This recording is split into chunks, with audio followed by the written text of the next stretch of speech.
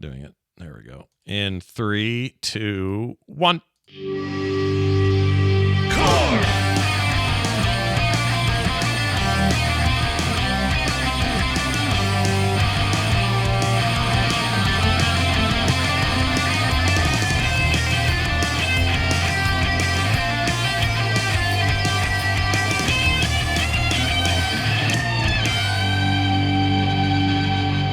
Well, hello and welcome to Core. Listen, this is Core, the only podcast in history to contain the word orc spelled the Warhammer 40k way. Have you ever thought of that before? You rearrange the words. We have orc in our name. You know? Wait, isn't orc with a K? Oh, I thought it was a... Oh, no, Caesar like The Warcraft. You're right. you mean the regular way. You're right. Warhammer 40... hyper-specific fact that is, in fact, completely false. Wait, so Warhammer Fantasy, though, are they ORKs or ORCs? I don't know. I think they're ORCs. I think they're always K, right? Are they always K? Okay. Oh, yeah. I have no idea. I don't know. Orc. I'm just going to look this up. Or did they go to space and then they forgot how to spell it? Oh, good news. I was right. It is ORCS in the Warhammer Fantasy. It is ORKS in 40K. Nice. I don't know why. Well, I only knew the K because I only paid attention to the version of Warhammer I like. That's cool. Yeah. Yeah, the cool one. The cool one. The other one's dumb. I mean, no offense to anyone who's really into fantasy Warhammer, but come on. No, get in the comments. I want to find what other hot button issues are. What else will people get passionate about? Warhammer? Fantasy Warhammer's dumb. 40K is good. Get in the comments. Let's see what happens. Get in the comments. Let's see how many we drum up for that. Let's see what we get out of that deal. Anyway, it's nice to see you all. We're back. It's been a week, and it's time for us to talk about the world of video games. And guess what, everybody? Summer's here. That means everything slows down in the news cycle, like crazy. It's just the way it is. Plenty of games to play, lots to do, but everything shuts down after that fake E3 that we just had. So it's all fine because we get to jump straight into what we played. It has been a week of fantasy. Let's start with Elden Ring. Because I have been playing Elden Ring. Bo played a lot of Elden Ring, and John played right up until Final Fantasy launched its expansion. Yeah, pretty much. A day, maybe. Yeah. Although, here's a testament to how good Elden Ring is. There have been plenty of times while playing Final Fantasy I've gone, I just played a little Elden Ring. Oh, look at that. Yeah. So, did you ever cave normally into a game wouldn't even... No, I just settled for watching Bo play. Anytime I wanted to play Elden Ring, I just continued to play Final Fantasy and then went and watched Bo play Elden Ring instead. You're very helpful. I did. I gave Bo a tip yesterday. It was the coolest, one of the coolest interactions I've ever had on a Twitch stream. What happened? What'd you do? He was fighting some lightning attributed, like, I don't know, they look like little poos rolling around. They're blobs, yeah, little slimes. He's got mostly lightning spells, and that lightning spells aren't working well on these things because clearly they resist lightning. And so me, feeling particular dad jokey, got in the chat, and I was like, because he's sitting there going, well, what should I use against him? And I said, you have to use the opposite elemental attribute. And giving me the perfect setup for my dad joke, Bo goes, well, what's the opposite elemental attribute of lightning? And I said, darkening.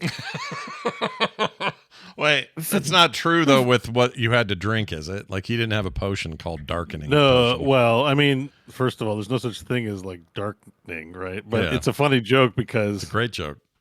It's, there's no zap of... Bo got mad. He's like, I thought you were going to actually help me. Yeah. Usually, it's, I think, like... Maybe no, not water. It's usually if you zap someone who's like waterified, that's bad. Yeah, seems like water should not mix well with. So it's like earth, maybe like it can ground lightning. So maybe earth, but I'm like, I don't think there's really earth spells in Elden Ring. I can't think of a single. You just eat a handful of dirt or whatever. So my tip prompted Bo to go, well, do I have anything like darkening in my spells? And he found a set of spells called Black Flame, and he goes, Black Flame seems like as close to darkening as I could use. So he picked one of them, runs over, throws it, and it darn near instant one-shots these things. And we both had the same reaction of, holy shit, my advice actually worked. Wow. It was meant to be a trolling joke, like, thanks, John, Darkening. I'll sure go use that. And it actually turned out to be legit helpful. So wait, was it a mob of stuff or a boss fight encounter? No, it's just regular dudes, but there's a lot of them. And it's a pain in the ass hucking 50 lightning bolts at them. And if I get in a melee, they're hitting me, so I'm drinking tons of potions. You know, it's like, yeah, they're dinky mobs I want to get through. I just need a quick way to dispatch them. And John came through and delivered on the pro tip that was supposed to be a troll. Trying. Yeah. Started as a joke, ended as a strat. A strat, yeah. Joke to strat. Yeah. In 2 seconds Thanks, flat. John. I had a great. Well it was. I just had a great feeling. It was like, oh, god damn. Well, Bo, I know you played. Put your noggins together, and we can figure things out. It's amazing. I know you played more than me, just because I haven't had as much time. Playing almost nonstop, except when I'm suffering from my sunburn, or I, do work a couple days a week, so obviously couldn't play then. Yeah. But pretty much all my free time has been playing Elden Ring. Yeah. Both base game and the DLC, because it's not like I finished the base game and went to the DLC. I'm playing the base game alongside the DLC. Oh. So I'm about 200 hours in on this save file. I'm nowhere near done either. Are you completionisting everything? You going? I guess it's hard. It's part of the game because it's open world. Open worlds are mappy and explory, right? Yeah, that's the whole idea. What does it mean to just go straight to bosses? Also, it doesn't really pay off in Elden Ring because leveling up's cool because makes shit easier. So it's like, well, I should go look under every nook and cranny because I need vigor. Let's go. And yeah, never enough vigor. Never enough. I'm at a point now where I'm pretty sure in the base game I can smoke everything. I get to the point where I just start telling people this game's so easy because pretty much, I one try. Pretty much every boss. I'm sure that won't be the case with Melania, but pretty much every boss is mimic tier, lightning bolt, dead. It's pretty easy. That's not the experience in the DLC, of course, but in the base game. So I could probably just finish I could probably just MSQ the rest of the base game and finish it in a couple hours if I really wanted to. Yeah. So. Well, that's cool. But, so it's part of the journey. So I'm going. I'm not really rushing to finish the game or anything. But what's your take? What's your feeling on all the talk that the DLC is exponentially harder and even top level stuff from the previous game is not even close to it? Are you experiencing that? Yeah. So it's funny because last night did clip my wings a little bit. I counted a boss I had to finally go away from, but I was gonna say it's more like Shadow of the Easy Tree for the most part. It's not that hard at all. But the boss I fought last night, I'd argue this is very cheap mechanics and not actually really good game design because you walk through the piss door and the boss, it's a giant dragon, the biggest dragon. Makes all the other dragons look like babies. And as soon as you walk through the door, you can't cast any spells or do jack shit. He just jumps on you or breathes fire on you, and he does my whole health bar in damage. I think I just need more skibbity nuggets or whatever they are. Skibbity nuggets. Yeah. So in the DLC, there's a different leveling system, right? You look for skibbity blessings. And they're not skibbity. The skibbity part you're adding, right? I don't. Yes, it's something else. I don't know what. It's called the Skadu tree fragment. Skibbity he's not far off with skibbity. I just call it the skibbity blessings. Yeah.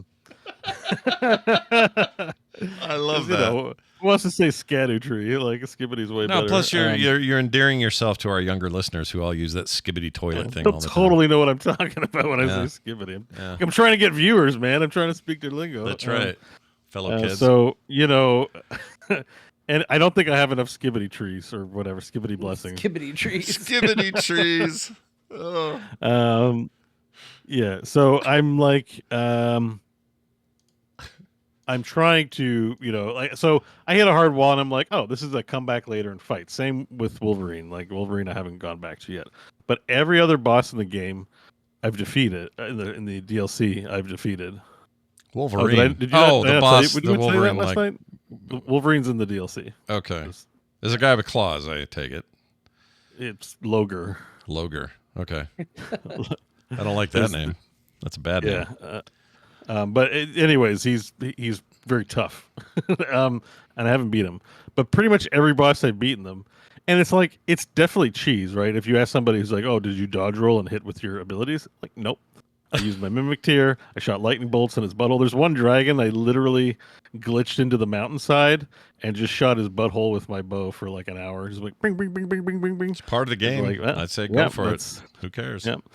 So there's and so I use a lot of ranged attacks on most of them and have gotten most of the bosses. The thing is about what's happening is most of these bosses can 1 to 2 tap me. Like I take 2 hits and I'm dead. Yeah.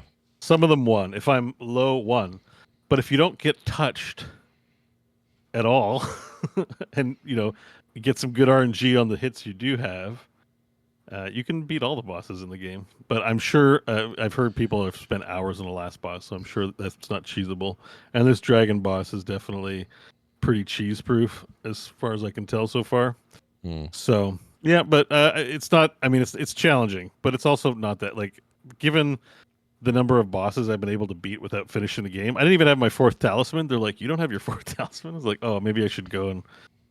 Because I'm not finished the base game. Most people playing the expansion, I think, have gotten all the items. I'm also bottlenecked at tier 7 stones to upgrade weapons. So none of my weapons... I have no fully upgraded weapons, for example. Why are you bottlenecked there? How come it stops you? So you have to find them in the base game world. Oh. And they're just not dropping in the DLC. So yeah, and he's reached a point where he has to progress the story to get access to the higher stones. Yeah, so there's like I'm like I'm gonna give myself my own flowers here on this one, my own medals.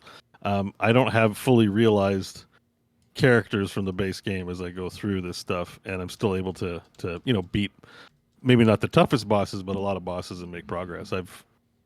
I've gotten through. I don't know how much of the DLC I've gotten through because, apparently it is quite big. So I'm not sure whether I'm like getting through a lot. But I'll tell you, I fought like I think 8 dragons so far. Jeez, and not the bad. Like the bad. So John, I guess you saw this part. Spoiled it, and it's not a big spoiler to say it's not a main boss, but there's a giant dragon boss at the top of a giant mountain, and climbing up that mountain is awesome.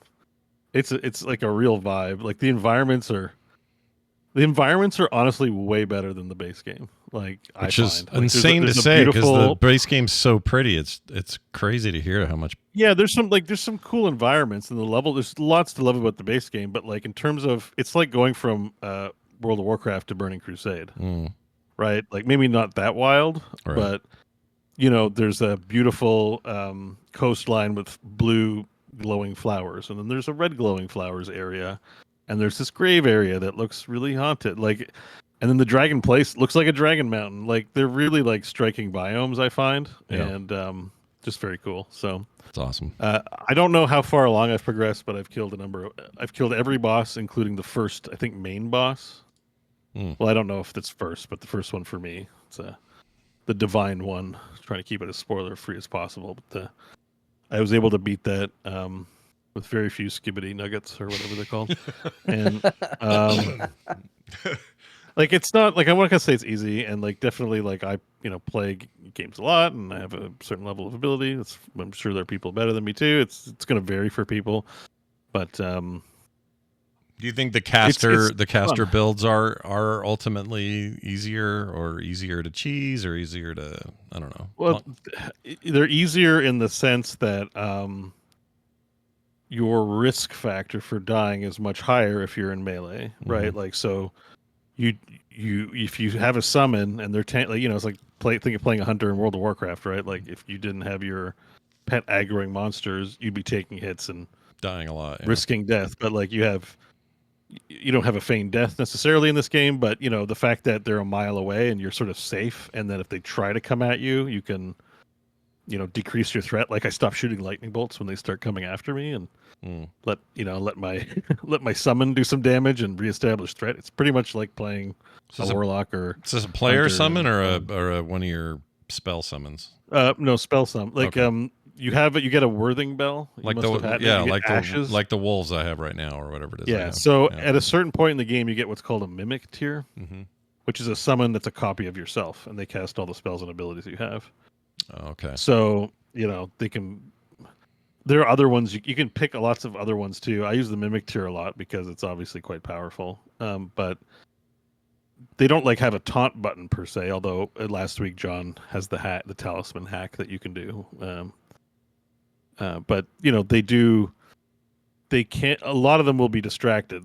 It depends how well they can hit them. If it's a flighty enemy, it's a little harder. But I have a weapon. Like if I have to go toe to toe with somebody, that's what we're gonna do. Like it's not like every boss I've done the same cheese. Sometimes it's lightning bolts, sometimes it's bow and arrow. Sometimes I'm fighting them in melee. But the one thing I'm not doing this go around is I haven't used a shield, which is just a different play style. Shields are huge. Yeah. If you're really feeling not confident about this game and want to do like fighting style, like at first the shields are gonna suck, but there's some really solid shields. And if you bump up your stamina a lot, you can take a lot of hits, do counters, you'll hear a sound, and if you press a attack input, you'll get a big hit off, possibly break their poise. Then you get a critical hit if you do another weapon input after breaking their poise. So like melee is super easy when you're like statted out. Like melee is really hard in the early game. The melee gets really easy when you can just tank like everything that gets. The biggest boss will punch you in the face, and you put a shield up and block all the damage, and even potentially get a guard counter.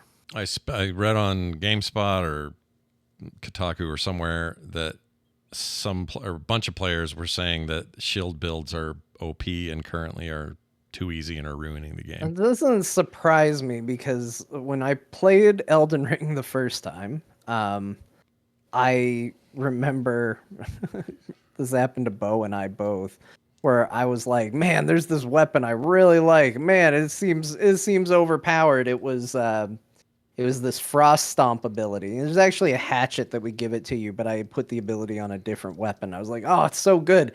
It just like nullifies things.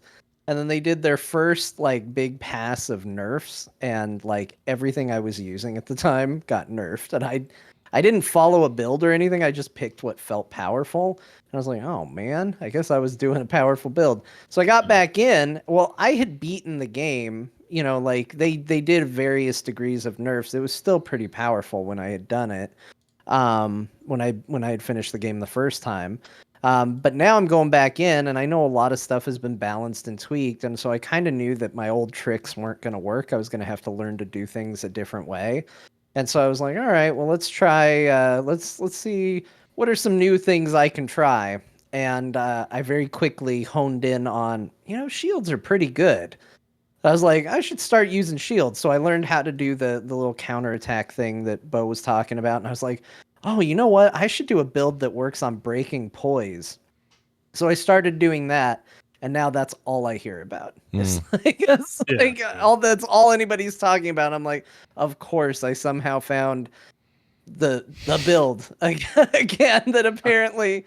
I mean, it was a thing in the base game, but it was like, I don't know, so late game. I feel like the game's kind of balanced around. Once you start doing good poise breaks, the enemies also are really tough. Yeah. Yeah. But for the DLC, it can trivialize. Like the whole point of the DLC is everything's tough. Like I said, it doesn't matter how hard they hit. If you never get hit, the bosses are technically easy. And so if you can poise break them, like you did a poise breaking build, then yeah. But and the other thing is like so many people that talk about the difficulty of these games, like half the time when they're talking about it, they're talking about it as somebody that has intentionally tied their hands behind their back. Like when people complain about difficulty, like it's a real like good first question to be like, hey, well, what rules have you given yourself? Like, are you telling yourself, but I'm not going to use a summon? Are you telling yourself, oh, I'm going to use a magic build, or I'm not going to use a shield? Like people and people have every right to play the game however they want. That's why it's in the game. That's part of the experience. But like it's always interesting to hear people say like, oh, the game's too hard. And then the next sentence is, but I'll never use a summon. It's like, okay, well, then you're making it harder. And that's fine. You can. But understand that you're not giving an honest critique of difficulty if you're not engaging with the game completely. You're not like truly playing Doom Eternal unless you've like duct tape a whole like a pack of razors to your penis while you play. Like you're setting your own marker and then going like, man, this is tough. Like, yeah, sure. And because like that was the thing is, I got to that. I mentioned it. The guy I fought where I was like, oh, I'm not allowed to use summons on this. I'm gonna have to learn to beat him without somebody that will occasionally pull aggro for me. That fight was a lot more challenging than was it called the Dancing Lion? Whatever the first like DLC boss is, the big dancing Divine Beast. Ew, I hate that thing. Yeah, the Divine Beast thing, like It's that. scary. Most people said the Divine Beast was really, really hard. I got that on my second try. I had to fight the stupid like knight jailer guy over and over and over again because I used summons. And one I couldn't summon, and so I had to really focus on, executing that fight perfectly. And the other one, I could let my guy go off and do his thing and distract it a little bit. So you have to control your difficulty to some degree and, own whether you're making it easier or harder. That's why I think the whole argument about like, well, you didn't play the way I wanted you to play. That's why I find it so stupid. Like, Yeah, I hate that. you just you have control over what you do in the game. So just do it the way you want to. Well, let me ask you this question about the game because I don't know this, and I don't know. Maybe there's a bunch of people at home, or maybe even going to play this and are inspired by Beau's journey and my banging my head against the wall. But is there a way for you? Let's say you spec yourself in such a way that you're really powerful against certain bosses, and then later you realize, oh shoot, I've spec'd the wrong direction. Can you change that? Can you respec? Yes. Yeah. Is it easy? After is it expensive? Is it what is it? You like all your points were set to 0 and you reallocate your points. Okay. So it's as You simple can't as that. respec your weapons, but you can buy the upgrade tools up to a certain point. So just don't use the super high level ones until Okay. you're sure. Okay. But it's a full respec. But it's not right away. You have to defeat Renala, who's in the Academy of Rhea Lucaria, Mm-hmm. which is, I think, commonly understood to be the second boss, right? So if you're in Limgrave, you go to Stormvale Castle and beat Morgott and Godfrey. Like these are these sort of two bosses in the castle. Mm-hmm. Godfrey being the boss. And then the next area is the Lemuria of the Lakes, which the dungeon is the Academy. And then you beat that boss, and she will. If you have to give her a larval tier, like I have 14, they're limited. You can't constantly respec. Mm-hmm. But you can give her a larval tier, and you can just respec your character. Okay. The first time I played, I didn't do it because I thought sometimes things come with a price, like it'll mess up my ending. But I've played through to the ending and can confirm it doesn't cause, like it does nothing. You can find a respec. So I plan to respec, but I haven't just done it yet because I've still been successful.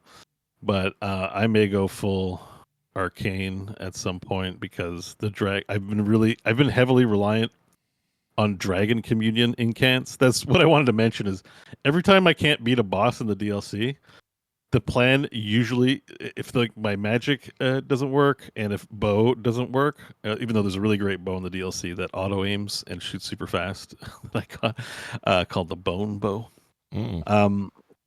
I just default to spamming Dragon Maw, which is just a big dragon head appears over you and you just bite the boss and it knocks everything down. So it's I'm just Dragon Maw, drink mana potion, Dragon Maw. Oh, did he hit? Because what's great about Dragon Maw is they can attack you during the animation. It's very slow, but it won't interrupt it. So a lot of times when you're trying to do big moves and the boss smacks you, it cancels your animation. Dragon incants are harder to cancel. They sometimes do get canceled, but mostly they don't. So you can just keep spamming it, trade damage, and then drink your health potions, and just go Dragon Maw, and then kill things, and it works. Wow. It's not going to work against BEAU though. Like this dragon boss, he's definitely he's taken a lot of skibbity nuggets. He's ready. He's ready for your bullshit. He's hopped up. Yeah. Well, that's great. I'm still very early, still banging my head against the wall, still dying a lot. Beau is good at this game. I'm bad at this game. What are you doing? What are you up to? What's the mostly riding around and getting killed by shit. I do I mean, have you found any catacombs or anything? No, I did find a hole in the ground that took me. Well, I guess it's kind of a catacomb, but I don't know where. I don't know the name of this place, but I Oh, found did it go deep, deep, deep, deep, like an elevator that went way it went down? pretty deep. Yeah, and I got Yeah, so killed. that's the underground world. That's not a cat. It's like not a dungeon or a catacomb. Like there's a whole subworld that you've just accessed, and it's higher level stuff. So you probably want to. I guess we talked about it last week. Oh, that reminds me. Last week you were saying you had always heard that the bow sucked, but now you've had some time with the bow or bows. Well, the bows don't scale well. That's the problem with them. And but there is the black bow in Lindell, which apparently it's a regular bow category, but it functions like a light bow. The big thing is you can jump and attack with the bow, which is a big deal in boss fights because you either roll or jump to dodge things.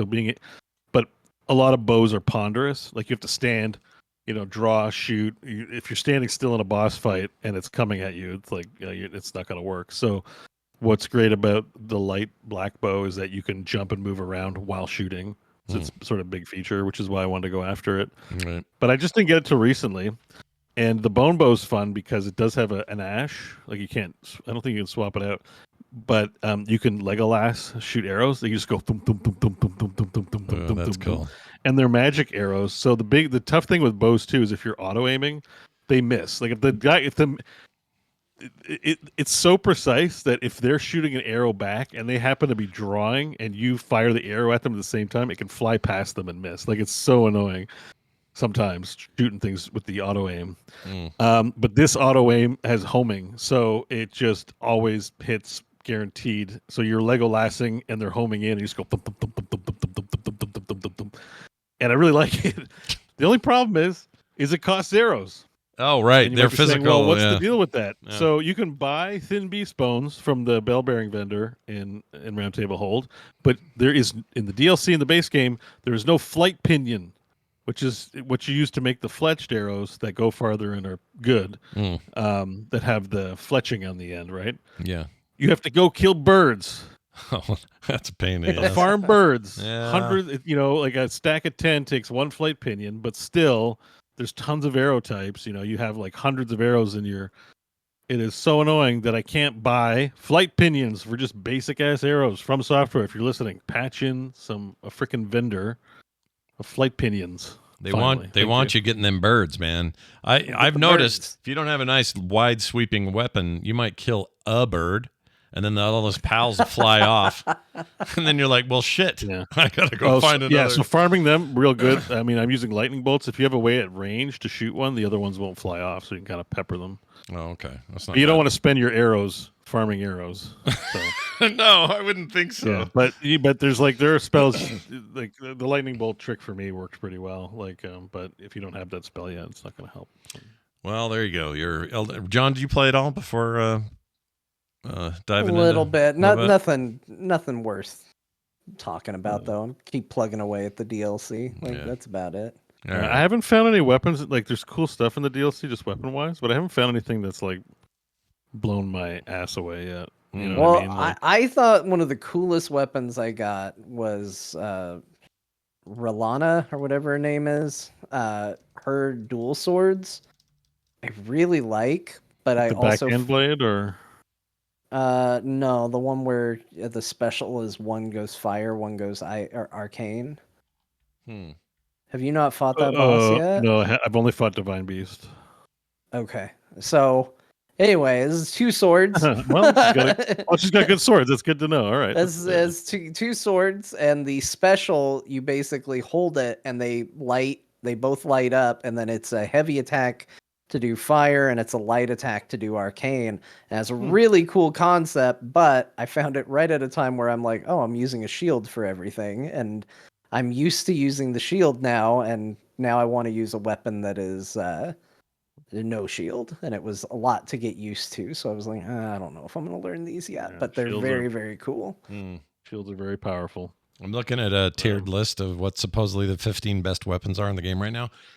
First one's Blasphemous Blade. I can't talk. The Taker Flames weapon heals on hit.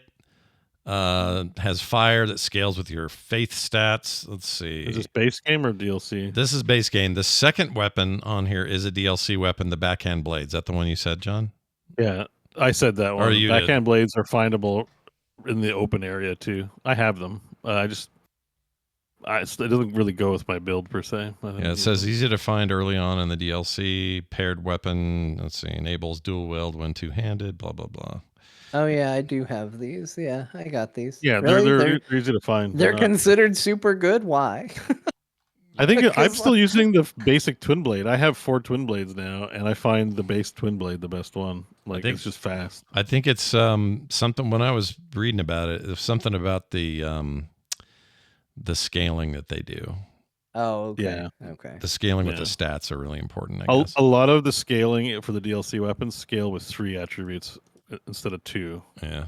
Baseline. Actually, I found a few that scale 4. So it's, I think the top end potential for damage on some of these weapons is going to be higher than base game once you've fully leveled them.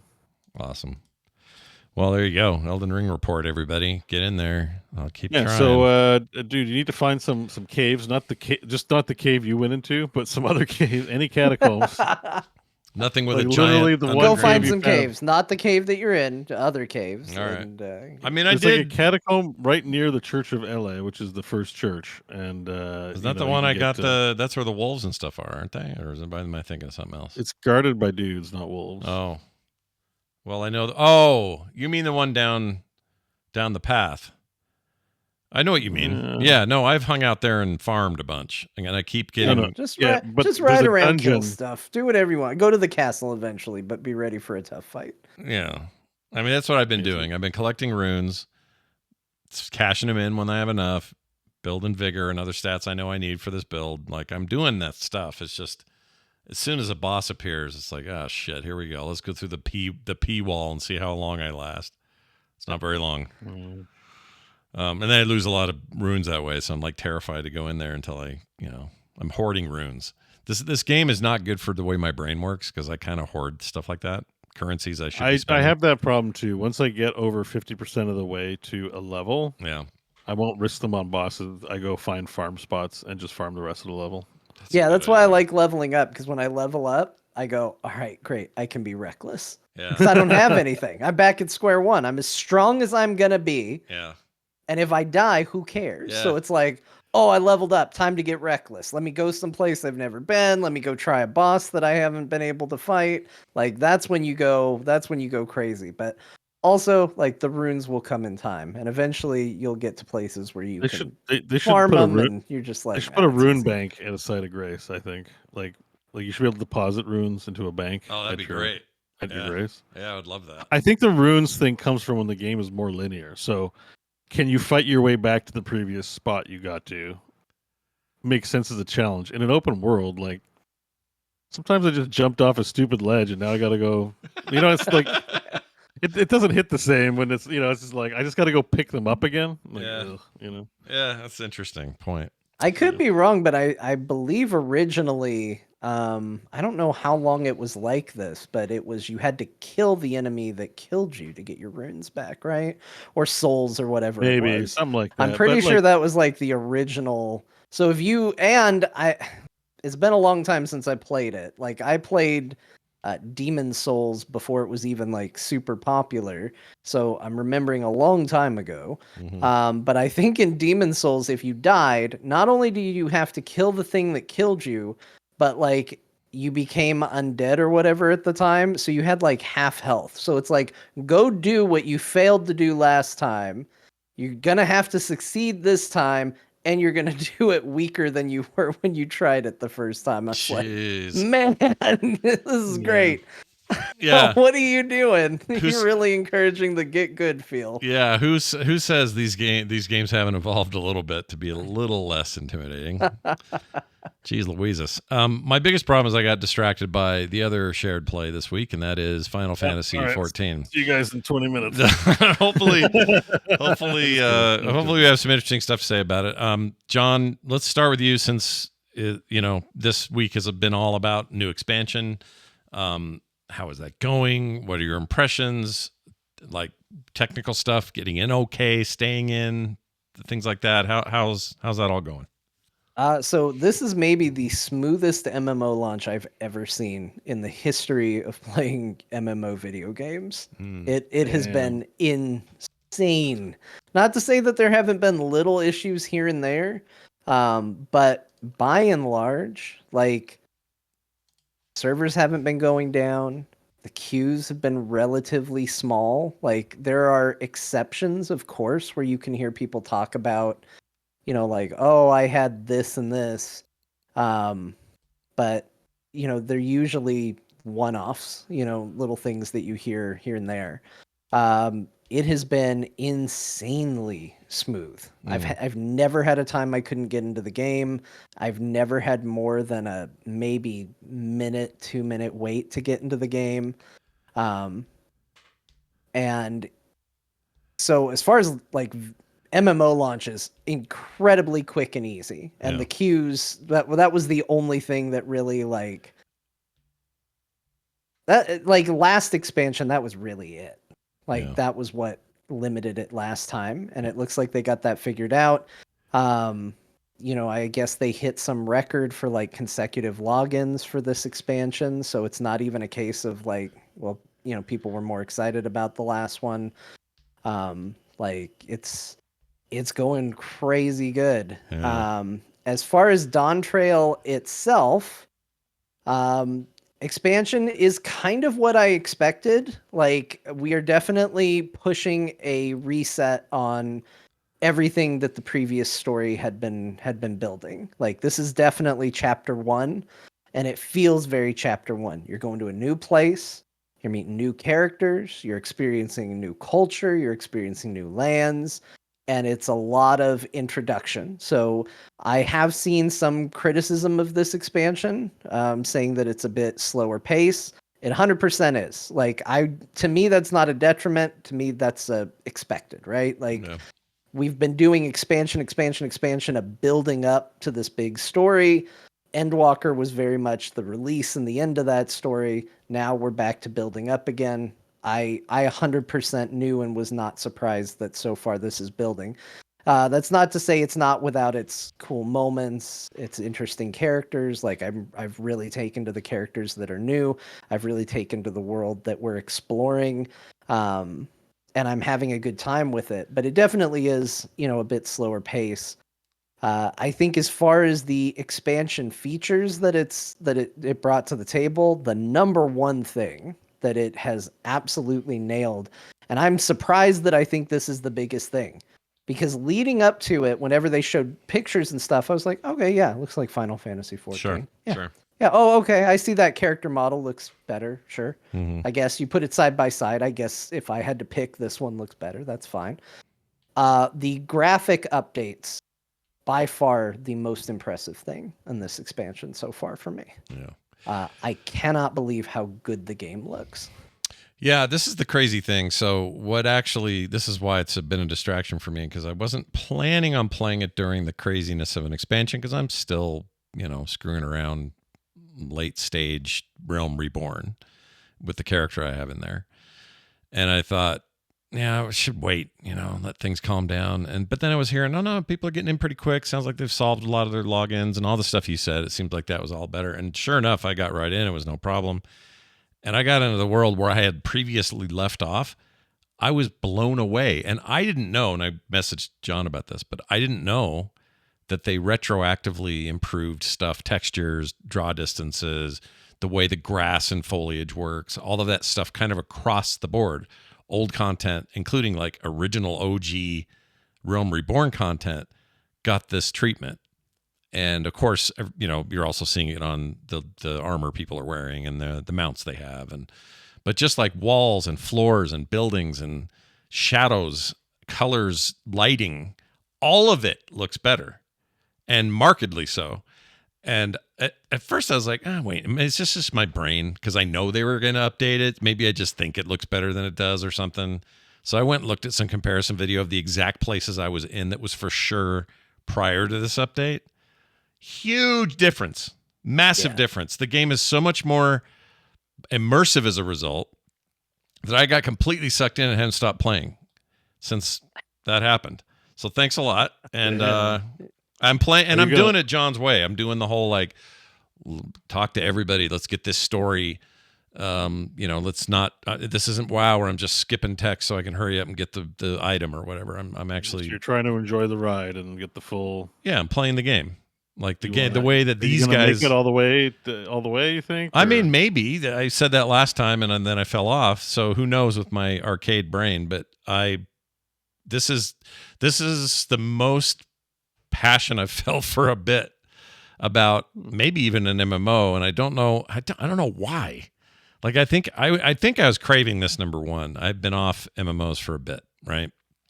And I felt like whenever I go back to play one, and it's time in ESO does this to me, time in Guild Wars 2 does this to me, and certainly WoW still does, and this game too. When I get into them, I'm like, oh yeah, MMOs are just home for me. I just love them there. I love being in them. I love doing all the shit. I love all these tasks.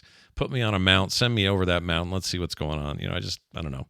The whole thing is just in my blood. And so for whatever reason, the combination, I think, of the world being so immersive and gorgeous, like downright gorgeous.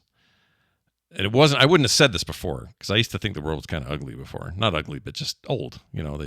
It's been since 2011 or something, or 12. And, that's what happens to games. They don't look amazing that many years later. This just made everything, including old stuff, look great. And I was telling John this pre-show, and I'll say it again.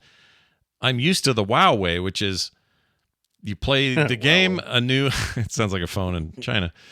You're playing the game. There's a new expansion. That new expansion introduces a bunch of really pretty stuff. And then every time you go back to the old place, you're like, oh, that doesn't look as good as the new place. Or then let a few expansions happen. You're like, are these even trees? What was the place we said? Ashenvale?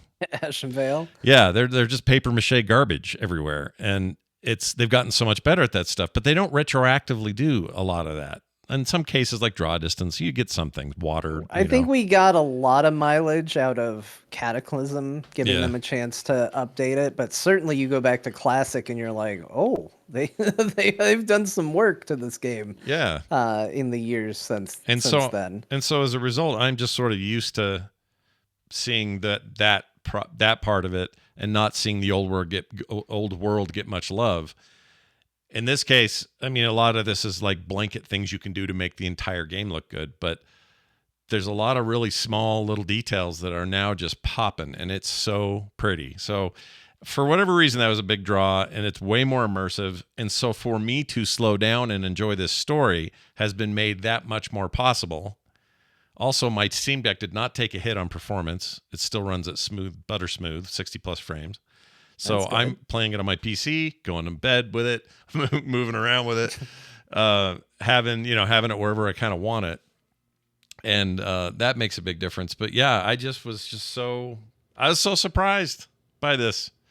I mean, I was too, because again, like when I saw screenshots, I was like, yeah, and sort of the same thing. Like I see screenshots of WoW's new expansion, and I go, oh my gosh, that looks so good. But like, it looks like WoW, and it was the same thing with this. Like they'd show a forest, and I go like, oh, it looks so good. But it's the new zones. It's of course it looks good. Like it's gonna be what it's gonna be.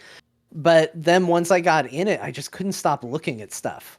I was just like, oh my gosh, look at how good this looks. Look at the way the metal, like the biggest thing to me is the textures of things. Like people who are wearing metal, it looks like they're wearing metal and cloth and leather. And you look at it and you're like, oh my gosh, there's a tactile feel to the characters and the world. Yeah, that stuff used to look like plastic. It looked like a piece of plexiglass hanging off the back of a guy's, cloak or whatever.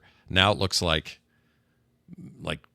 metal. It's got chrome, it's chromy. It's chromy from the other game, but anyway, you know what I mean. Like it looks like metallic surfaces, and it's just a tiny bit of the overall changes that just make a better whole. And nothing sticks out as wrong. So like I remember like when WoW would do something big with character models, and then you go back to old zones, you'd have these beautiful new character models that were much more detailed, walking around in the flat ass shit looking garbage original zones that were great in 04, but have just long in the tooth.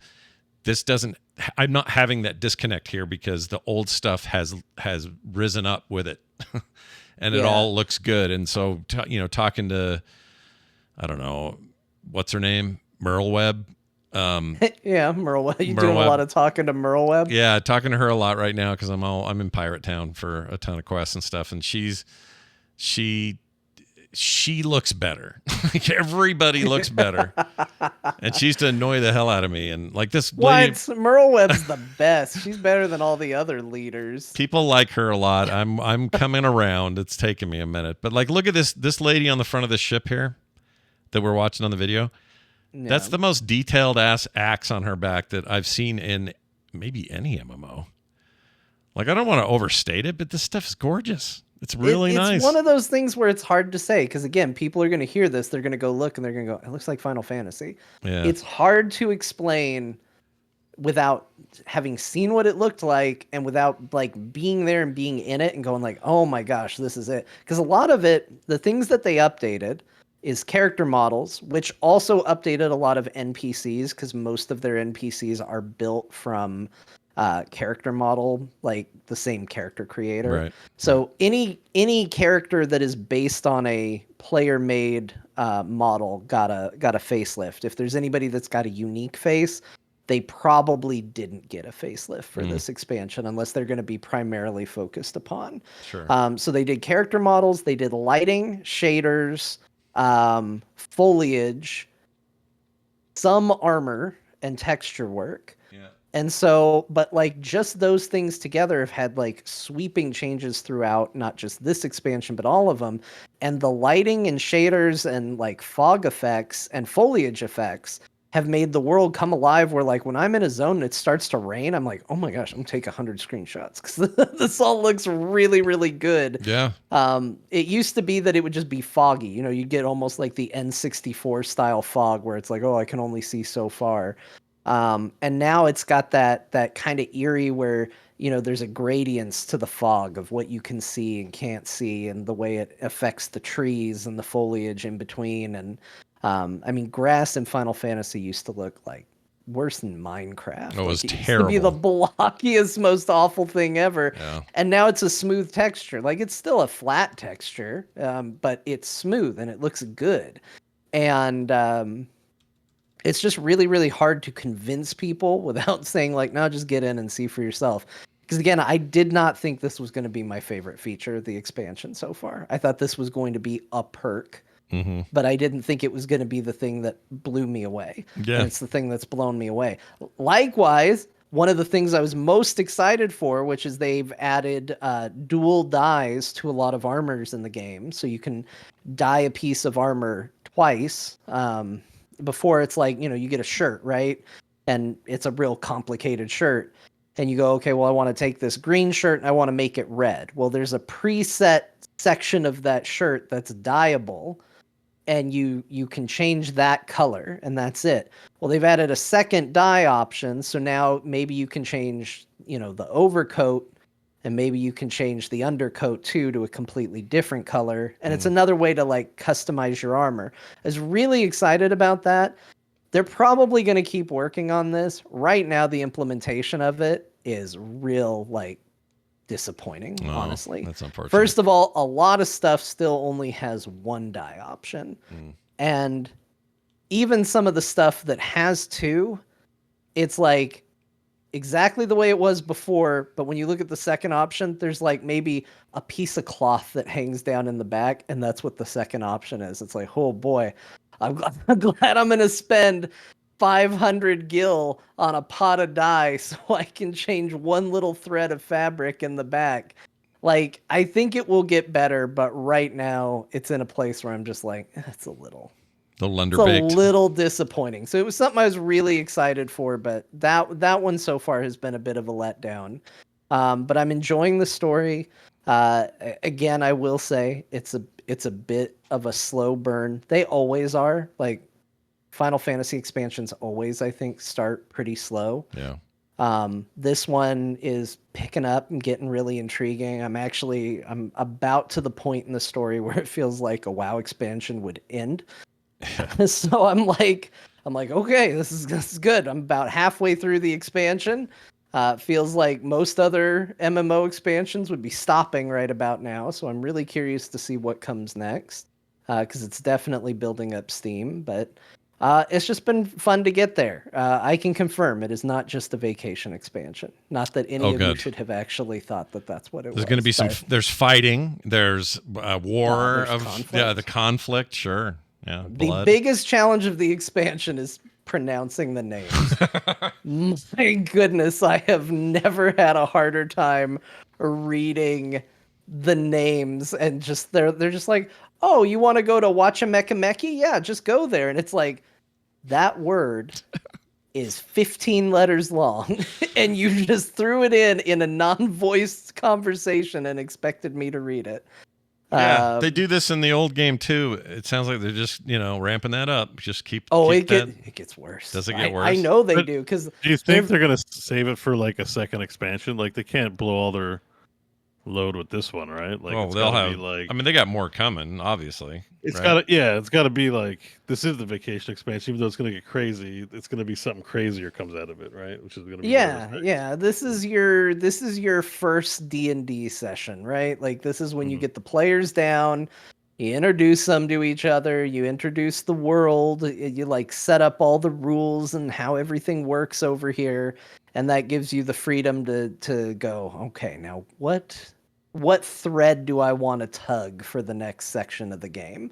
Like, I would be shocked if the next expansion is like, now we're going to do this all over again in a completely different place. Like, do you think it's like we find you go to in like an Indiana Jones cave and you find some device that like reverses the consequences of the last 10 years, and all of a sudden everything's undone again? That would be crazy. That would absolutely be crazy. I think people would riot, but I would be here to see the explosion.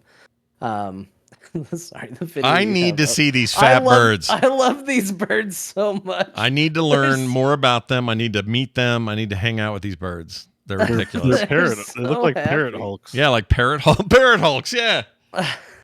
Freaking David Banner want a cracker. They're amazing. Look at these things. They're the Hanu, and they're great. I love them so much. They should have cracker shields. That would be awesome. Are the what's the other thing I want to make sure to hit on? Oh, you're the new class or the new jobs. Oh, right. I'm playing a Viper. I have picked up Pictomancer, but I haven't really spent a lot of time with it. Viper is kind of crazy because it in some ways, it's the easiest job that ever existed. And in some ways, if it wasn't for the thing that makes it easy, it would be the most complicated job in existence. So the whole thing about Viper is you are almost constantly pressing buttons, but the game tells you what buttons to press almost 100% of the time. I was like, so DDR. in a lot of ways, yeah, it is a little DDR. It's like, okay, I just hit the button that lights up. And there was a part of me that, like, when I kind of realized, like, oh, that's how you play, because it's got this whole gauge, and I'm like, what does this gauge do? And everybody basically says, like, oh, the gauge is just there to tell you what the buttons lighting up actually tell you anyway, so you don't have to pay attention to the gauge. And I'm like, so you just press what lights up? That's what you do? That's the whole job? That's a little disappointing. And then I started like getting deeper into the job, because I always go to a place where it starts you at level 1. There's kind of like a deep dungeon type thing you can do where it sets you to level 1. You progress your way through. There's something about my brain that needs to learn the job this way. It technically starts at level 80. So I was like, okay, I'm gonna try and work my head around it. And as we got further, I was like, oh man, you just push the button that lights up. That's too simple.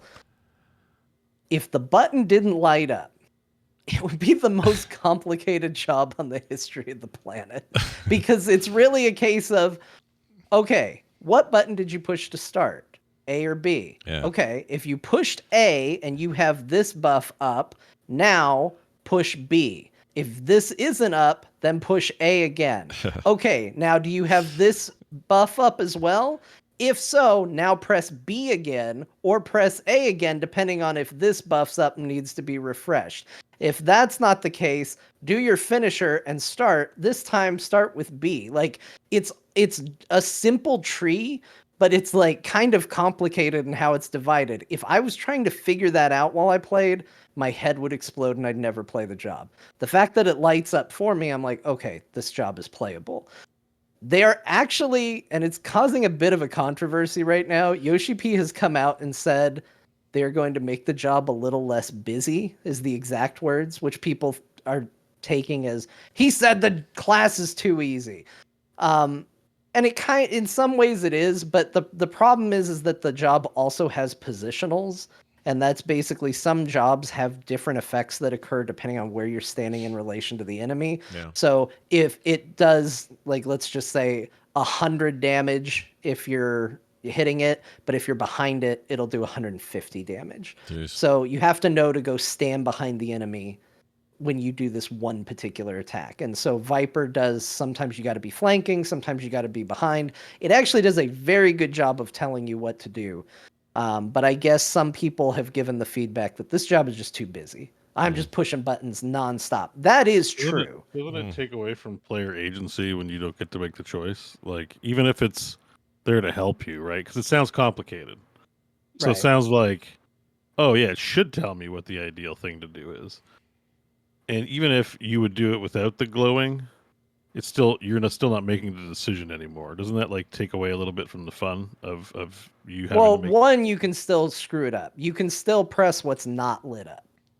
Like, So I you like can it still when you can I like still light opt ups. to change it. It's just telling you, Yeah. like, so basically the core concept of Viper is you are juggling it's 2 or 3 buffs for yourself and a debuff for the enemy.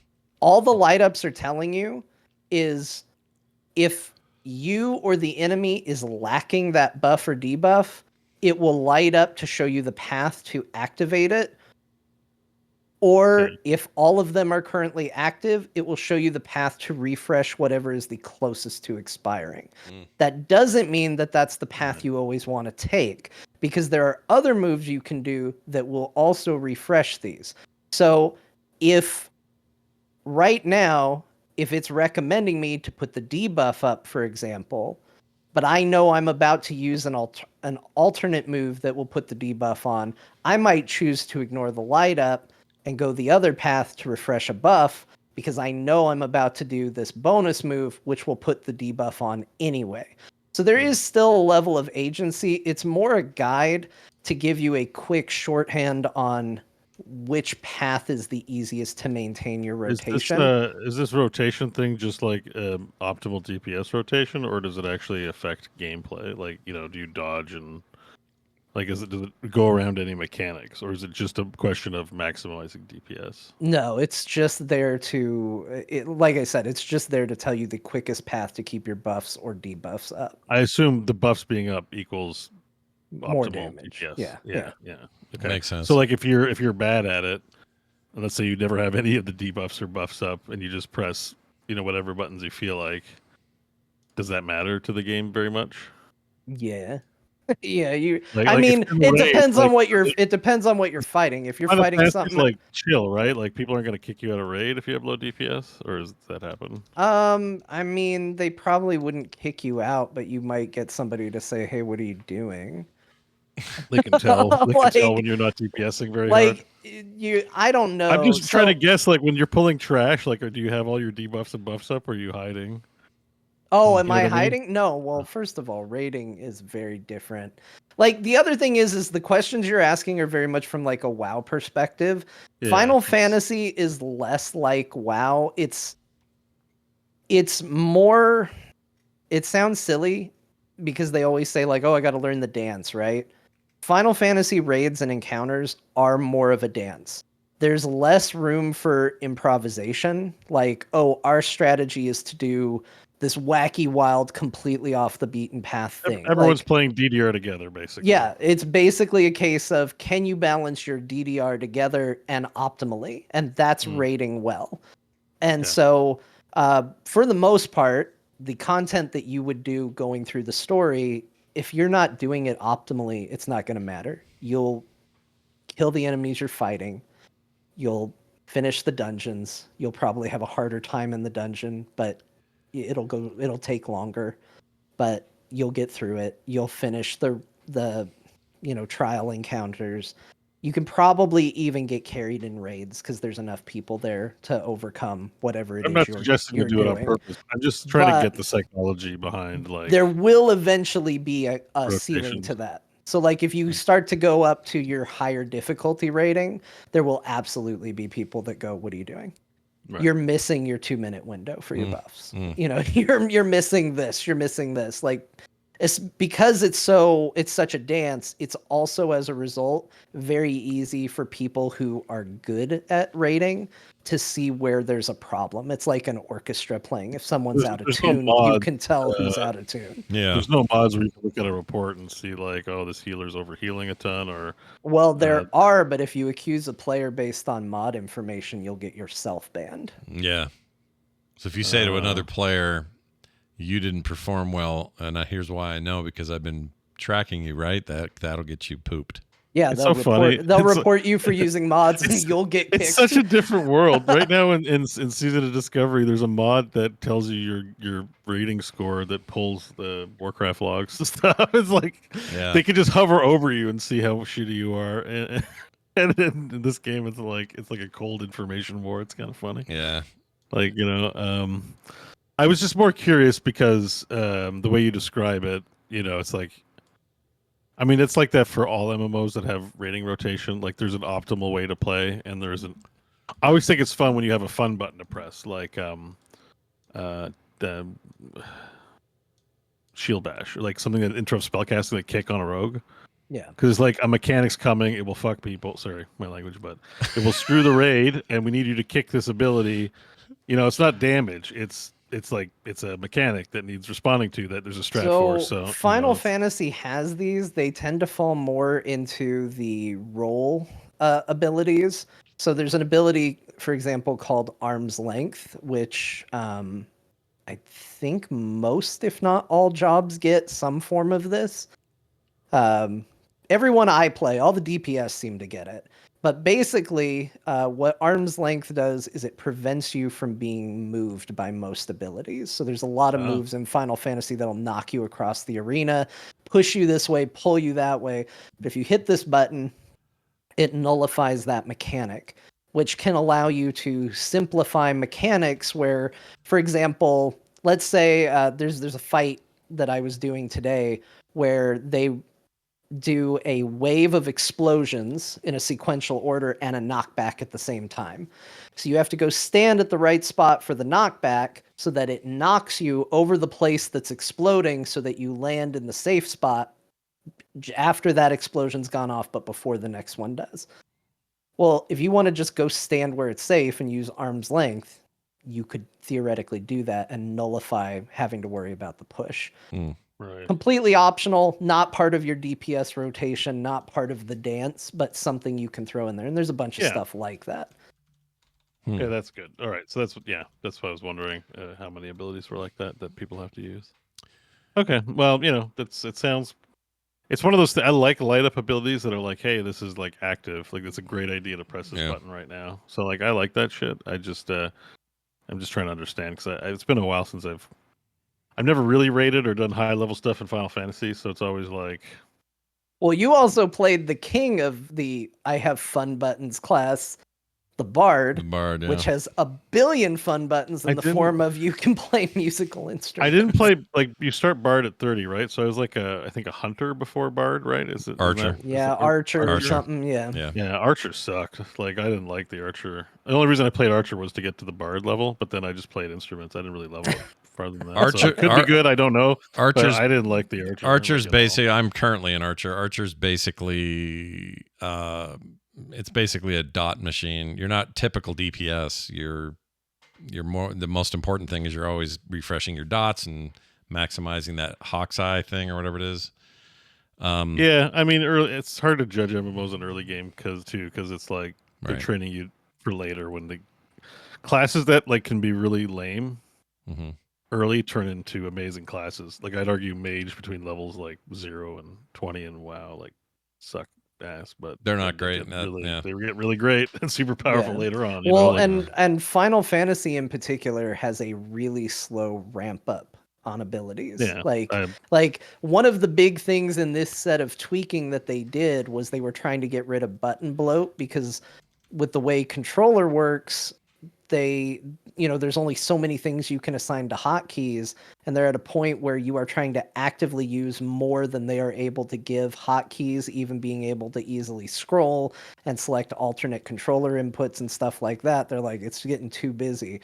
These things like ramp up to a crazy level. That's part of the reason why I always go back and start playing them at level 1, because the level of juggling you have to do a high level job versus low level is just crazy. And it's actually, when you go back to 1, you're like, okay, I push one button every 2 seconds. Like, what is this? Like, it's really, really oversimplified. But then you look at what it is at max level, and it's like, okay, I alternate between this particular combo, and I have to keep this up on the buff window, and I gotta have this when on cooldown, and then I have these activatables. Like, it's crazy how busy they get. It's another reason why I don't recommend skipping. I don't recommend it in general, because honestly, I feel like if you're skipping, you're kind of defeating the point of what the game is. Like, you're kind of going in with the attitude of like, I don't want to engage this game in what it is good for, but again, you do you. But the other big thing is like a job jumping from what you're experiencing low level to high level is insanely different. Like it's even at like levels like 30 and 40 and like even at 50, you're like, oh, I got this down, no problem. It's a good rotation. I understand it. And then you see what they dole out over the next 20 or 30 levels, and you're like, what the hell just happened? I think at level 90 for Viper, I unlocked 6 abilities. Jeez. So it's like all at once. Jeez Louise. Yeah, I mean, they're all tied together. They kind of combo together, so it wasn't a big deal. But like, yeah, wow.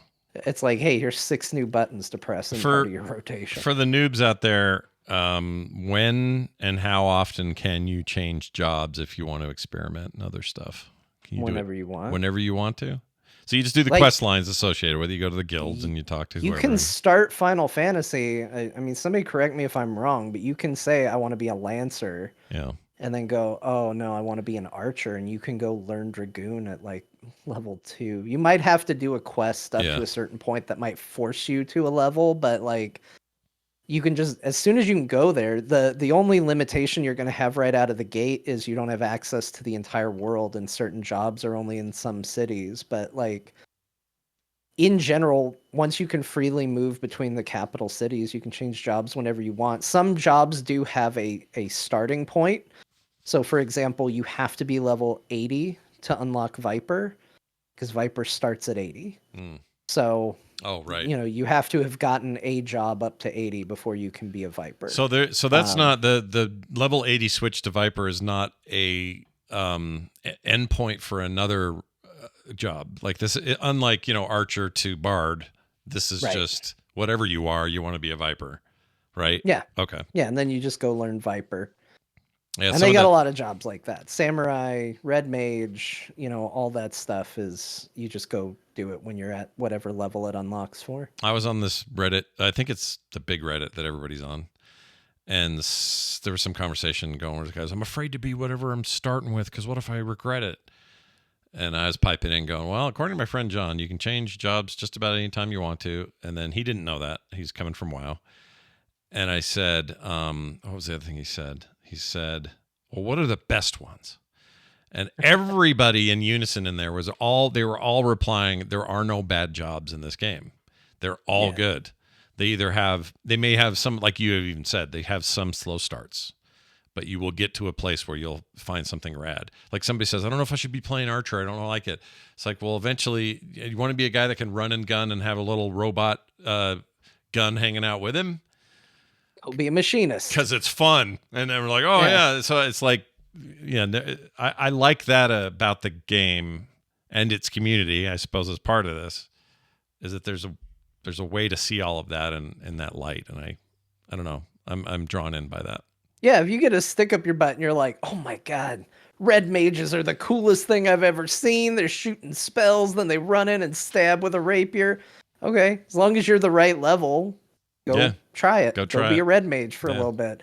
It might take a little bit of a learning curve because you're going to be starting at a higher level and you're going to have to learn that job at a higher level all of a sudden. But do they just go give do you? it. Do they give you a set of weapons or whatever when you switch, or how does that work? So when you take on a new job, they will give you starting equipment for that job, and then equipping the weapon is what actually changes you into that job. So they'll give you, like if you were to go learn Lancer, they'll give you a spear, and then you just equip the spear, and now you're a Lancer. Okay. It changes over, and then you can just do the recommend best equipment, and they'll give you a set of starting equipment for it as well. Same thing with the higher end jobs. They'll give you a costume, so you look like the job right out of the gate, which I really appreciate. Like, there's something to be said about like, oh, I want to be a red mage, and it just would feel really stupid. You see all these people with their fancy frilly red mage clothes, and you're like, I want to be that, and then you go and you get a pointy sword, and then you're still wearing your leather daddy costume, and you're just like.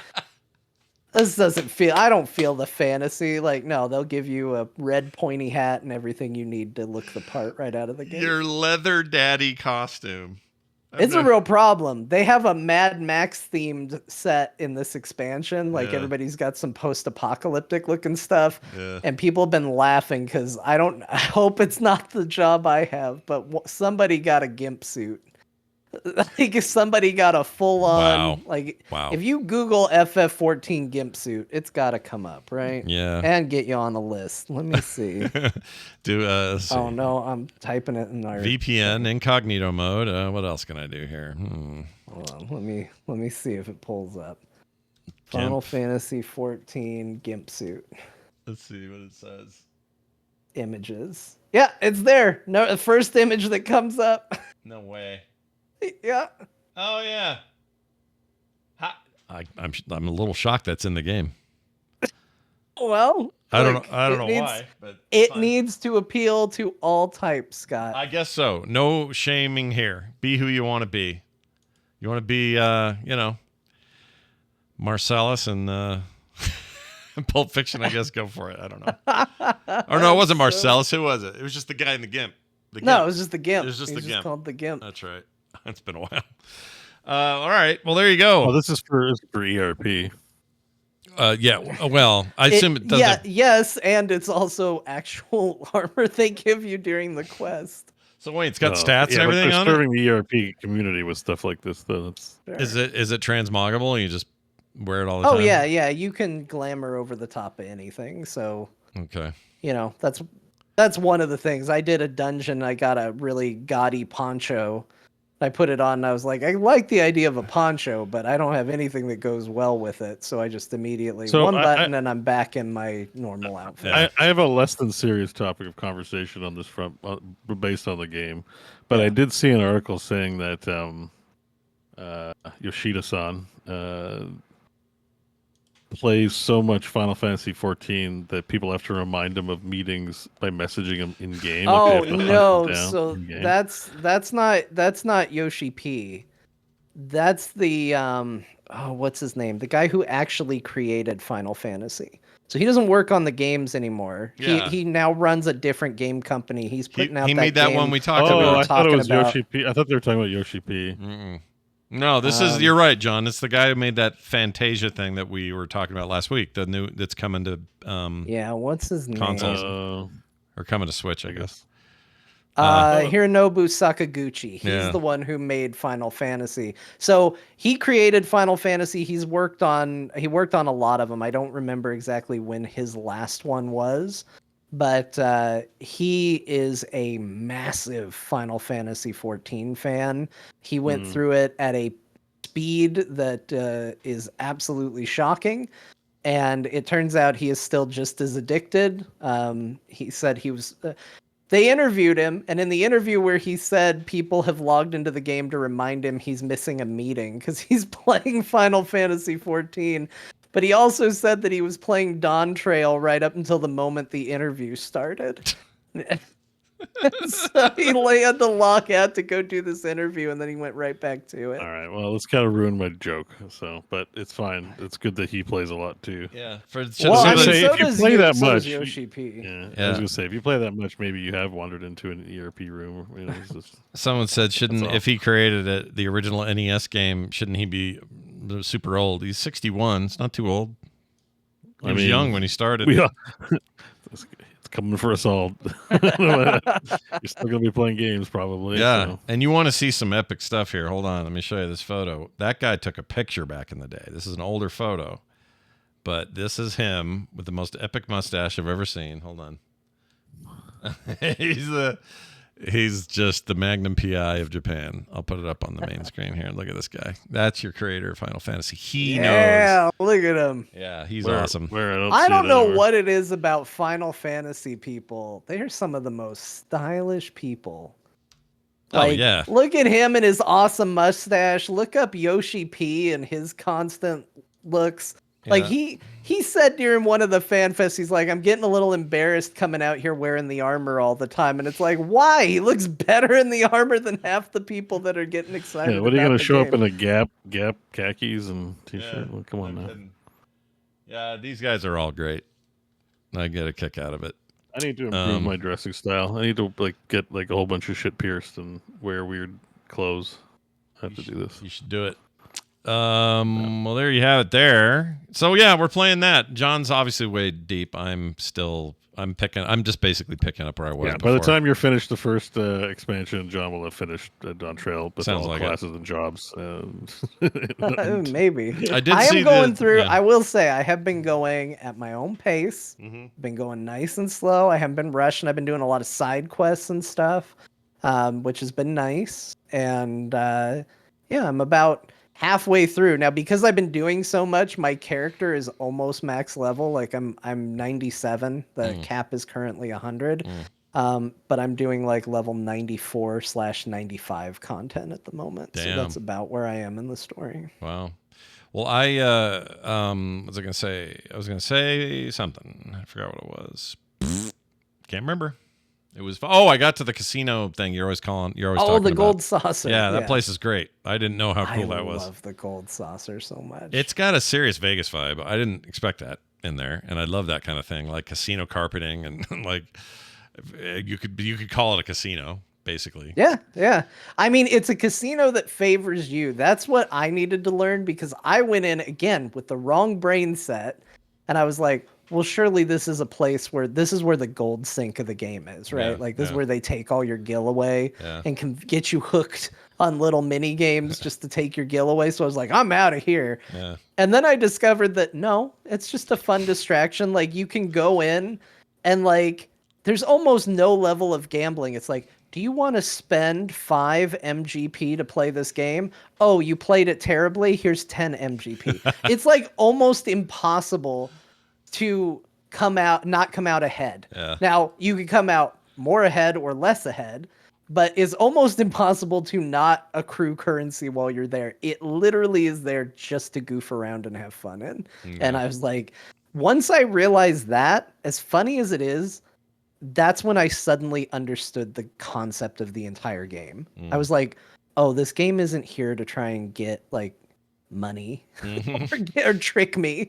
This game's just here for me to have a good time. Yeah, you're already paying money for them. I feel like they have a real adherence gambling to that. Yeah. is there to like you win. You constantly win. Yeah. I spent all my gambling money on cards, triple triad cards, right before the expansion came out. It's been a week. I have already like 150,000 of their gambling currency again, and I barely tried. Like, they're not there to punish you or create a grind. They're just there to be like, hey, here, you want to work on this reward here. You'll Yeah, get it let me tell you something eventually. that feels bad in video games. Gambling. I hate it. If the house has the advantage in your video game, it feels bad. I don't like it. I want the fantasy to be that I win like a monster while I'm there. And all the little Lalafells are following me everywhere I go because they just cannot believe how awesome I am with my money at the casino. That's accurate description of Lalafels. That's the most accurate description of Lalafels you have ever said on this show. Usually it's just that they're little shitheads, but this is much more.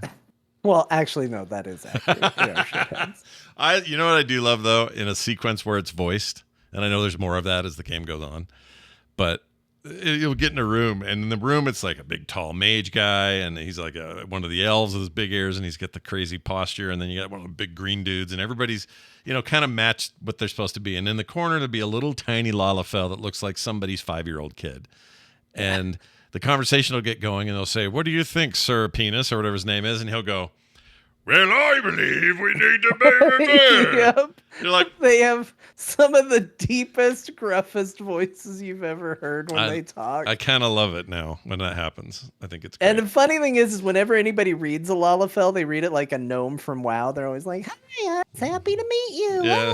Wow. And but then whenever they get voiced in a cutscene, they're like, "All right, listen up. We gotta go over there. We gotta do some stuff." Yeah. And you're like, It's like, so different than what everybody else does. "Gather up your strength, gentlemen. We need to." And I'm like, "You're just a little you're like a little bird. Why? How are you talking like that? It's so weird." Anyway, having a great time in there, and more on that later. John just played that. Yeah, we're done with what I played. We're done with what John played, but I did play a couple other things. I will rip through these, so I'm not boring anybody too much with all my arcade time. But last week I mentioned a game called Dice and Fold. I wanted to mention that real quick. It is this great little card plus dice game that scratches a very particular itch I get for those games. And I think that Dice and Fold in particular scratches that itch because it's not trying to be too crazy. It's not trying to have too many layers. And you may say, well, that sounds like it's simplified. Maybe. There's still a lot of thinking that has to go into like, well, when am I going to use the dice and how? What companion card will I choose? So that is she a healer? Cool. Well, what does that mean? Do I have to do extra stuff with my dice to protect my healer? It's really straightforward, but the depth is there, I think. And I really like it. It just ticks off a bunch of boxes for me. So I've been playing that like crazy during meetings. Oh, it looks pretty dope, actually. Yeah, I like it a lot. I like the art style. I like. There's a ton of character cards to unlock. I've only unlocked 3, and there's so many. Like you get to pick your class and your character at the beginning of every run. They also have difficulty sliders, so if you're not in the mood to just really challenge yourself, you can do a quick, easy run. If you want to do a little, more than that, the medium's good. The hard is really hard.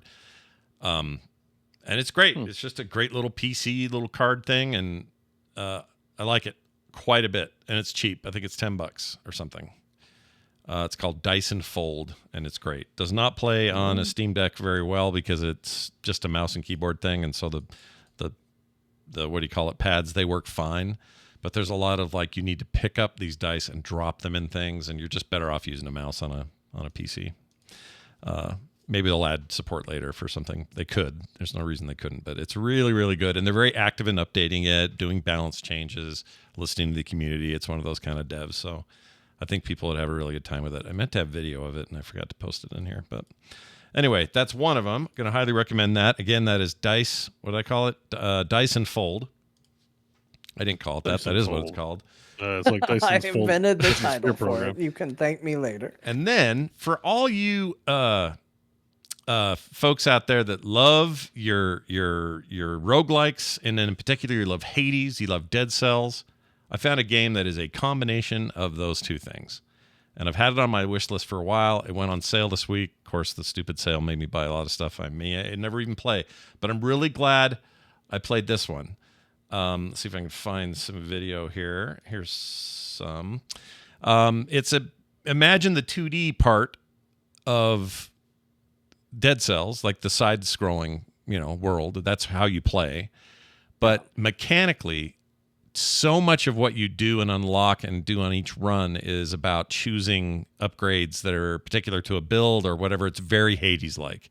And also, the way you move around and traverse this place and escape the trouble of the place is very Hades-like. Like lots of tricks that you use while you double jump and then fight a bunch in the double jump mode. And then if you kill a guy while you're in the air, you have a perk that makes it so you can double jump a third time. and really play a very aerial game. There are other builds that let you play a much more on the ground game. Runs are quick and fun and challenging as hell. The bosses are really freaking hard. I just finally beat my first boss. And it's beautiful. The animation in this thing, unbelievable. It's so cool. This is a not miss if you are a roguelike fan. And I don't know how this isn't a thing I hadn't had people raving at me all year about, because it's that good. It's so good. Highly recommend it. It is called Astral Ascent. And it's also got a real, like, I don't know, it's all voiced and everything. And there's a lot of care that's been taken in the story and how you interact with characters at the home base and all that. It's just really impressive package, and I was blown away by it. So seek this one out. It's very good. Yeah, I think this it might looks cool. Might also be on sale. Good. Lots of characters to unlock, lots of stuff to do. It's a great way to finish your day. Like, I've been sort of just like, before I go to bed, I'm like, I'm going to pull off one of these, and then a boss will kick my ass, and then I'll go to sleep. Anyway, there's that.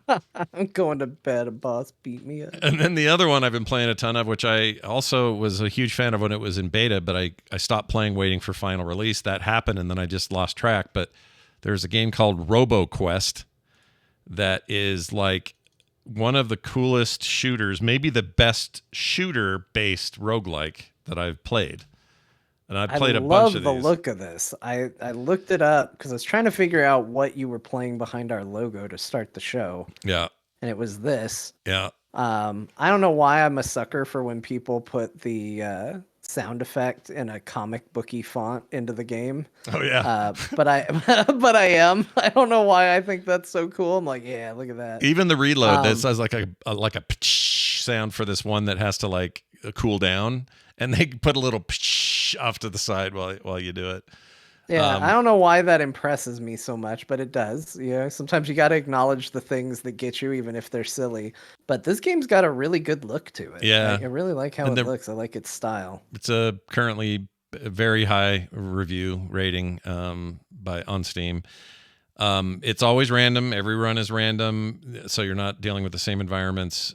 You have boss fights and stuff that are challenging but doable.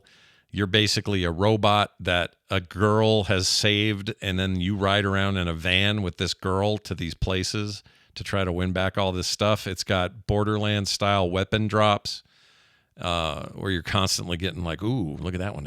It's 2 stars and it's purple. I'm going to swap that out for the pistol I have. And then you move on to the next area. There's hidden zones, places to do upgrades.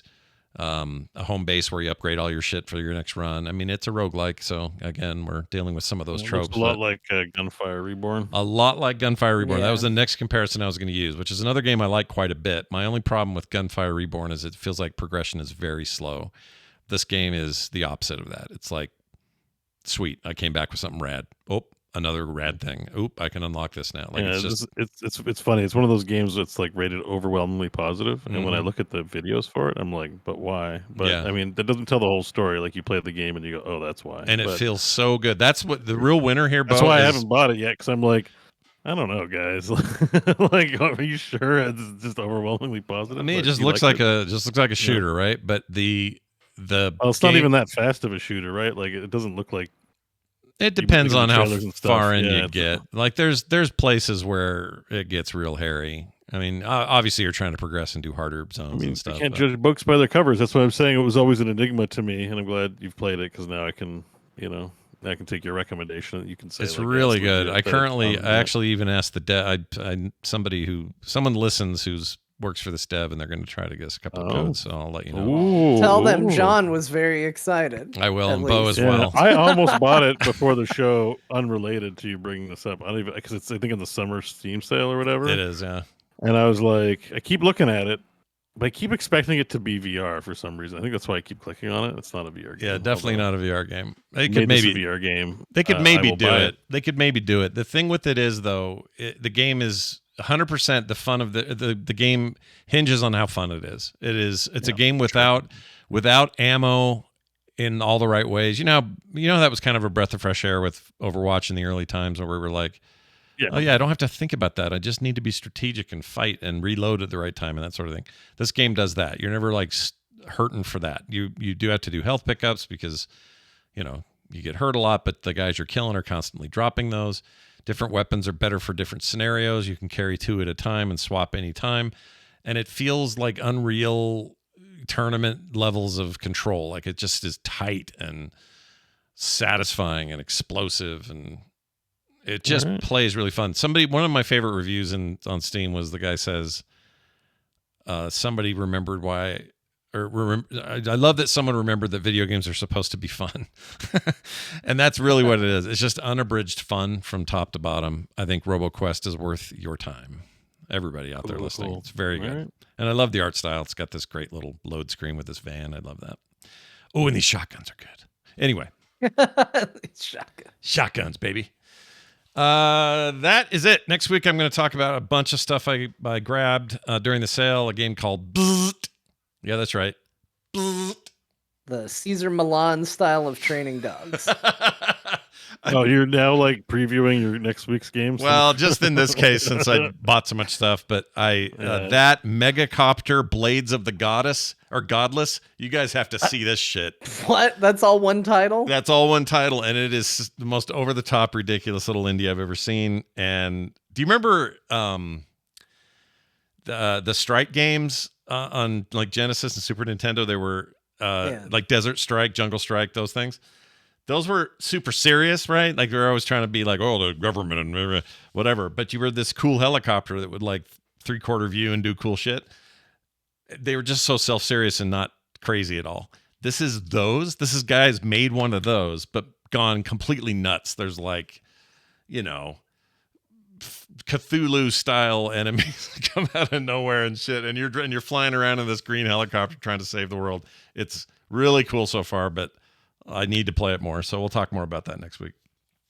So again, that's Dyson Fold, Astral Ascent, and RoboQuest. That's from my brother-in-law Ken, who told me yesterday when he listens to the show we don't re-say it enough, and Grandma's not enough at the end. So there. What do you mean not enough? I say all of the games. How are you not enough if you say all the games? I got the impression that maybe he's not around till the very end. That's the feeling I got. Look. I understand as somebody that does second screen experiences that sometimes you're not 100% attentive all the time. Yeah. But at what point are you responsible for what you miss versus us being responsible for what you miss? Yeah. It's like, look, I don't know what games they were talking about because I was too busy doing something else and I turned it off before they recapped it. At a certain point, you have to look in the mirror and go, maybe I'm the problem, not them. I love this because you're just setting up a wonderful next time there's a family get together, and then he can respond that way. This will be a great way to do it. He'll hear what you had to say there, and then he'll say, Scott, come over here. Let's talk about the latest developments in this discussion we had. I'm not saying we can't do more. I'm just saying that at a certain point when there's a list of things we do and you're like, it's not enough. Yeah. You have to own it a little bit. It's also literally in the YouTube notes, the RSS notes, and everywhere else I put the show. You could just seek too and find the answer. So, I mean, seek. Just go. Yeah. Well, hold on. Let's see. Yeah. All right. I'm gonna Google robot roguelike. Oh yeah. What does that do for you? Let's try this out. Van. Robot. What else do I remember from what Scott said? Roguelike shooter. Do a shooter. I included the word van. RoboQuest. 20% off on Steam. Did it show up? Oh, that's a good price. First result. Just type in what you remember from what we talked about. Okay.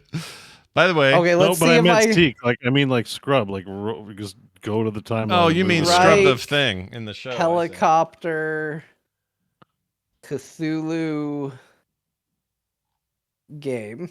This thing's only I know that's not something you really do with your VODs, but that one did not do it. But you can put that chapters. One did not get it. It's a lot of work. But the audience can put chapters. Like you don't have to do it. Someone could put the chapters in it as a comment, and you could just paste it in the description, and the VOD will automatically have the chapters. So it's something the community can help. Does anyone listening want to do this for me? Because I would take them up on that in a freaking heartbeat. Just automatically do it, and we will give you a shout out in the following week. I love that idea. Yeah, because if somebody does the chapters for you, it's true. You can copy their comment, put it in just type it into, or paste it into the description, it'll automatically chapter. Because I thought I had to go back and manually do a bunch of shit. I thought it was hard too, but when I was doing my VODs, I'm like, oh, I just put the timestamps in the description and it takes care of, like, that's it. You're done. Yeah, it's easy. People kind of love it because, they may be like, what were they talking about? So open a YouTube video, find a section on whatever game. Look at those reviews, by the way. 95% in both recent and all. That, I mean, yeah, that's what I mean. Like, I was like, had a hard time believing it because I was like, are you sure this isn't overwhelmingly positive? Like, no offense or anything, just like it looks good. There's nothing. I don't look at this and think anything terrible about it at all. Yeah. But I'm like, I'm just sometimes you're like, really, this game? And the numbers are good. It's not like it's 5 reviews overwhelmingly positive. Then yeah, okay, it's a small sample size. A bunch of friends said yes. Like it's it's a good chunk of reviews. Everyone who plays the game likes the game. Yeah. And I'm like, damn. Yeah, and really it doesn't come from, it's not being a hater. It's just, I'm trying not to spend every dime I have on every game that is on Steam, so I'm always like, are you sure this is overwhelming? Are you sure I need to buy this? Like, here's a good description. This reviewer said, this game feels like if Borderlands and Gunfire Reborn had a baby and if that baby did a line of crack. It is kind of like that. Although I think the crack's maybe a little too far, but yeah, it's a little too far. I don't think babies and crack go well together. But, yeah. I mean, the only bad reviews I see are some guy's got a glitch, his video card overheats. I'm like, well, that's your problem, dude. Once again, maybe invest in a mirror to find the source of your problem. Fast FPS gameplay, good weapon feeling, good movements, mechanics, roguelite, crazy dopamine and adrenaline generator. I mean, that's the kind of game it is. It's very good. Highly recommend it. I don't know why I'm back to Sounds talking like about my that. kind of game.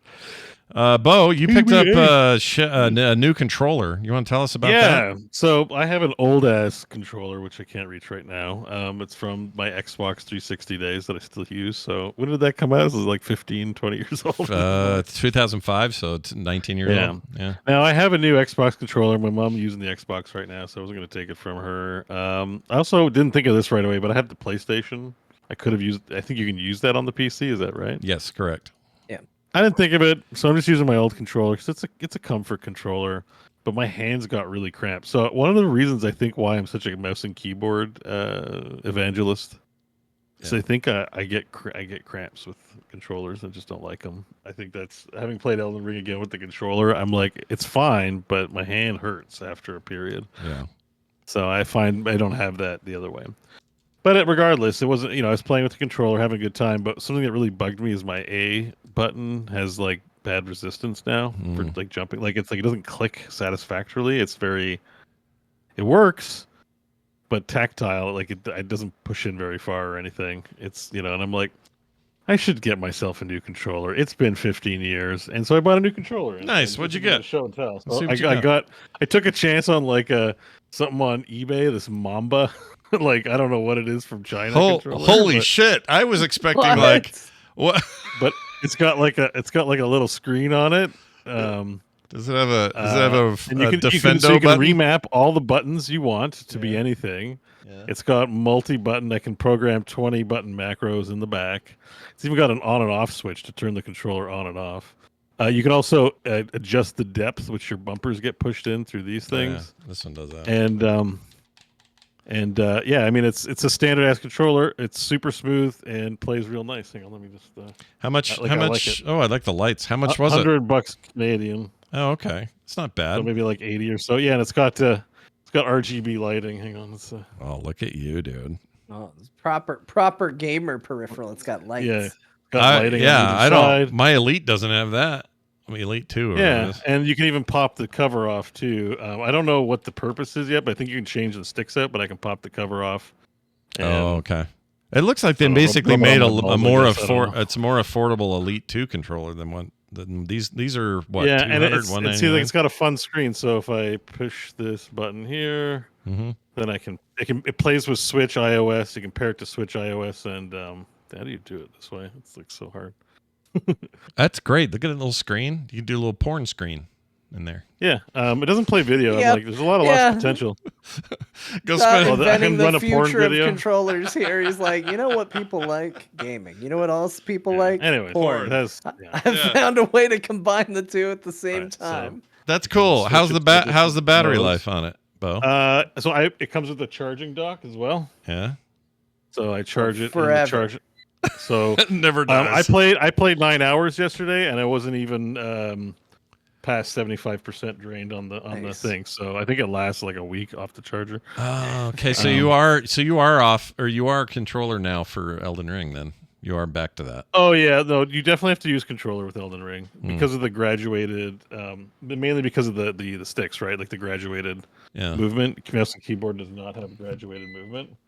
Yeah. In some respects, the camera can obviously move in a graduated thing because mouse control can be very fine, but your WASD aspect of control sucks. Yeah. The battery life's nuts, man. I played 9 hours on stream yesterday using the controller the whole time, and it wasn't even at 75. I'd say it was around the 80 mark. That's wild. Well, that's cool. Like never drain. I just put it when I put it away, I put it in its charger. Yeah. Always half the time I just make mine wired anyway because I don't know. Less latency, but anyways, yeah. So I was pretty happy with. I'm pretty happy with my purchase overall. The only thing I don't like about the controller is the shoulder buttons are super sensitive, and I'm constantly accidentally drinking potions in Elden Ring now. It's so annoying. It's just I'll be like walking around. Oh shit! I accidentally click again, and I'm like, no, just 2 potions. Got to remap that shit. Here's the thing. Real quick, I was going to say about controllers. It's really just sensitive. This is an overall on controllers.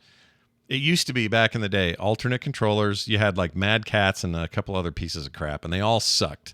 All right. All you wanted was legit controllers from legit console makers.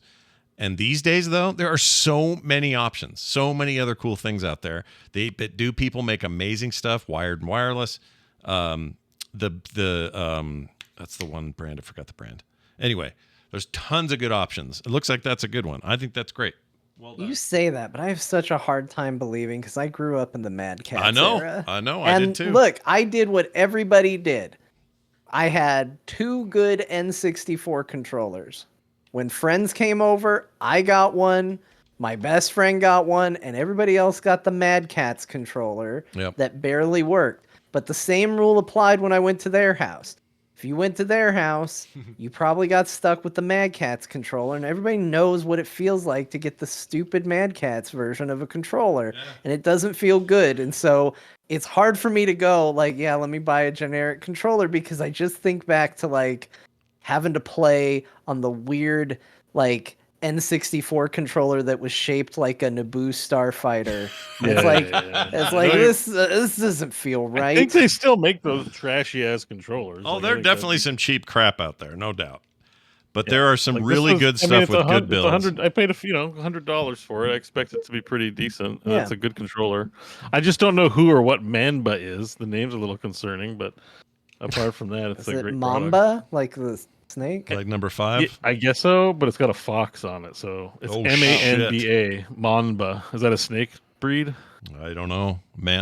Black Mamba, maybe. Yeah. Not Mamba. Manba, like a man bun. Oh, yeah, Manba. Manba. So I don't know. Anyways, Manba Elite on Amazon if anyone's interested. This thing could fall apart in 2 weeks, so I just got it. So I mean, take the recommendation with a grain of salt. What if everything works great? What if it's an acronym for one of those weird like pervy groups that are super? Well, or like a men's rights, just not pervy, but just like weird. It's like it's a Manba controller. You're not just buying a controller; you're buying a political ideology. Yeah. Right, exactly. I'm like, but I think it's fine. I mean, I don't know if it's a Chinese. I think it's a Japanese maker, to be honest.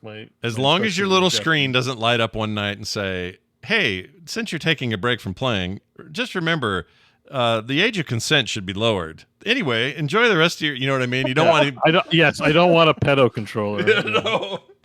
The pedo Joy-Con or whatever. Well, that's amazing. You also... whispering to you while you're napping a bunch of crazy ideas. Hey, Bo.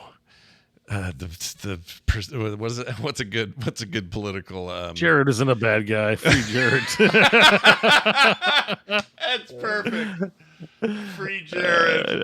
Nobody who lost that much weight can be bad. Yeah. It's like, I'm sorry, what? I mean, your Bluetooth connection needs to be reconnected. Oh, okay. Right. thought you Doctor said- disrespected, nothing wrong. No, all right. boy. No, yeah. Yeah. All right, I'm not so buying tell this me- controller. It's like, you guys don't have to read the emails. Yeah. I really, I've, well, whatever. Yeah. I mean, we just don't have really a, what am I trying to say about that whole thing? It's gross. It's gross. We just sidestepped it because You're it's saying streamer. don't It's not send me gaming news. emails. I don't want to read. Yeah, them. don't It's not send me gaming emails. news. We don't care about it. All right, we don't. We're just making pedo jokes. It's probably highly inappropriate, but we're not really that invested in the subject. So There you send go. your Thank emails you. You did it 100%. right. No, Like, that's exactly we're just the having right. goofs and gaffs. All right, but also, Yeah. It's the right message. F that guy. Yeah, F both those guys. F Why those am I guys. sparing Jared from that? Yeah, leave Jay. Yeah. Don't give Jared a pass. Don't give either of them a pass. I don't need to know the detail. I know enough about the subject, and we don't care to discuss it more. with Yeah, anybody, let Jared. including Jared's Jared, always so on that it's- list for sure. But anyways, yeah. it's a weird name for a controller, Manba. I would prefer if it was something cooler, but the joystick's pretty slick, So It's not so Just funny. picture the company. They're like, we got free advertising on Core, and then at the end they should change their name, and it's just like the whole company's just like, oh. I mean, Yeah. you're gonna hear. I assume I've done like you could probably do a compilation video of the amount of times I've liked something Yeah, and said, "But the name is shit." Like you really need. Like I it's just a have both a thing. real skin to peel. What's the word? Just, Axe to grind. axe to Axe grind. to grind. Skin to peel. peel. I'm like Buffalo Bill over here. Yeah.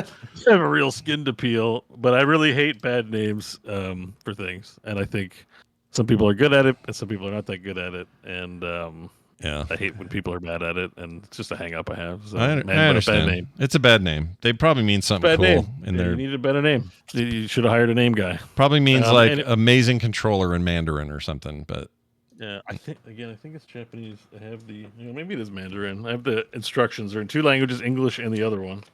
English and the other one. Yeah. It's probably Mandarin actually. Nearly won the Academy Award when it came out. Yeah, English and the other one. Oh no, I don't know. I can't tell. It looks like Japanese to me. But hang on, let me just look it up. Manba Controller Company. Could be Japanese. I don't know. That could be Singaporean. That could be. Manba official. Yeah, it could be a number of countries. It could be. It could be a number of Their countries. Twitter account says United States. Okay. All right. Technology company. Yeah, so they're American. That's now you have no excuse. Yeah. Or all the excuses.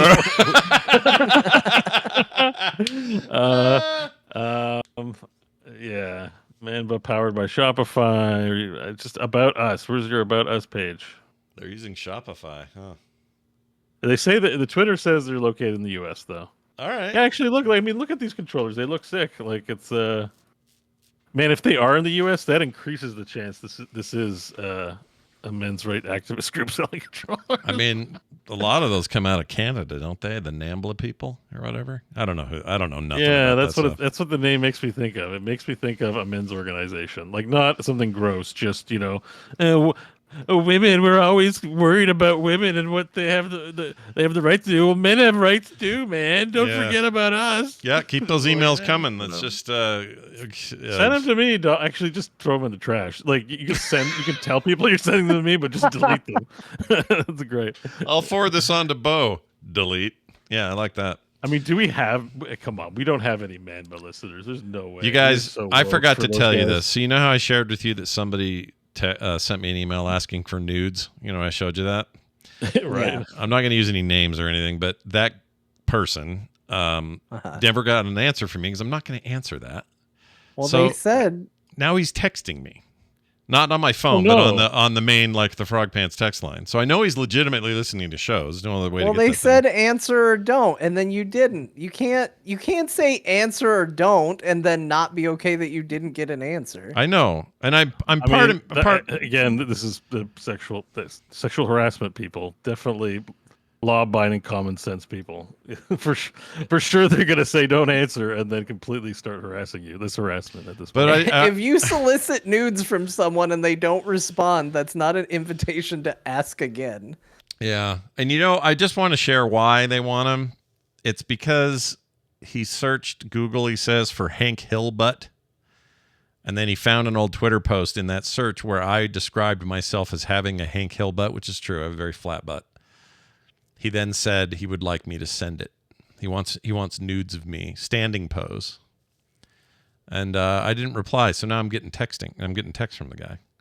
So if he does anything else, I'd probably just, I don't know. I don't like it. I mean, if he isn't hearing this, which is a clear no, so stop.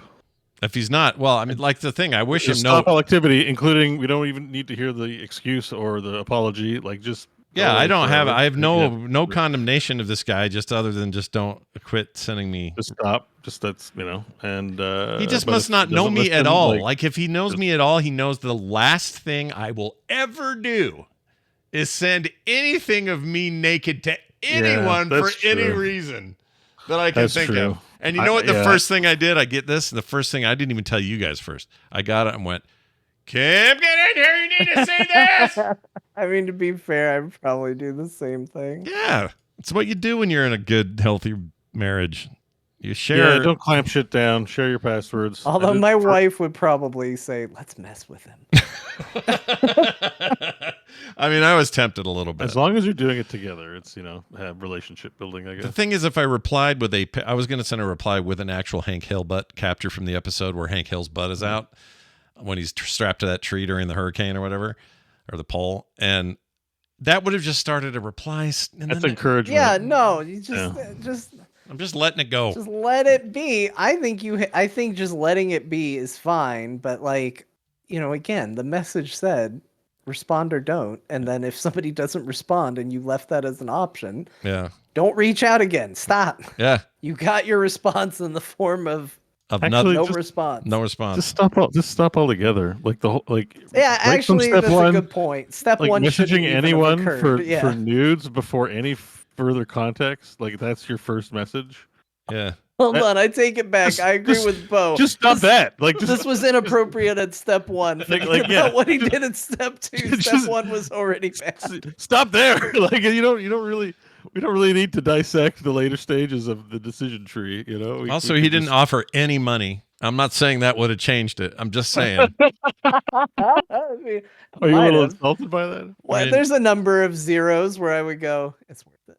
It's not that they would ask for money, but did they ask for an OF? Like, what's an OF? Because that implies you'd pay money. Like, do you have an OnlyFans? Like, if you go up to somebody and you're like, do you have an OnlyFans? Like, just a random person, you're saving yourself the words of, do you have a place where there's like pornographic images of you and can I pay for them? All you have to do is say OF or OnlyFans, and then I think we should start an OnlyFans where we go against type and just like paint minifigs, Warhammer minifigs. That's put more clothes on. If people signed up for it, I would absolutely do it. But it would have to make a lot because Warhammer minifigs are expensive. That's true. I mean, you're picking like a really expensive hobby for us to do. Wrong hobby. You're right. Wrong hobby. That won't work. I think technically speaking, that is what OnlyFans is supposed to be, right? Like it's actually not a porn site. Yeah. Yeah, they tried to forbid it it at a certain point, and then they realized, we can't. They're not going to make as much money watching you paint your stupid Warhammer as you're going to see some jiggly titties. That's sure. They just make more money. Shocker. Derek in the chat calls it Warhammer 401k. That's amazing. Anyway, we should start an OnlyFans, I think. And Let's do it. Maybe do Core After Dark, and we'll start talking about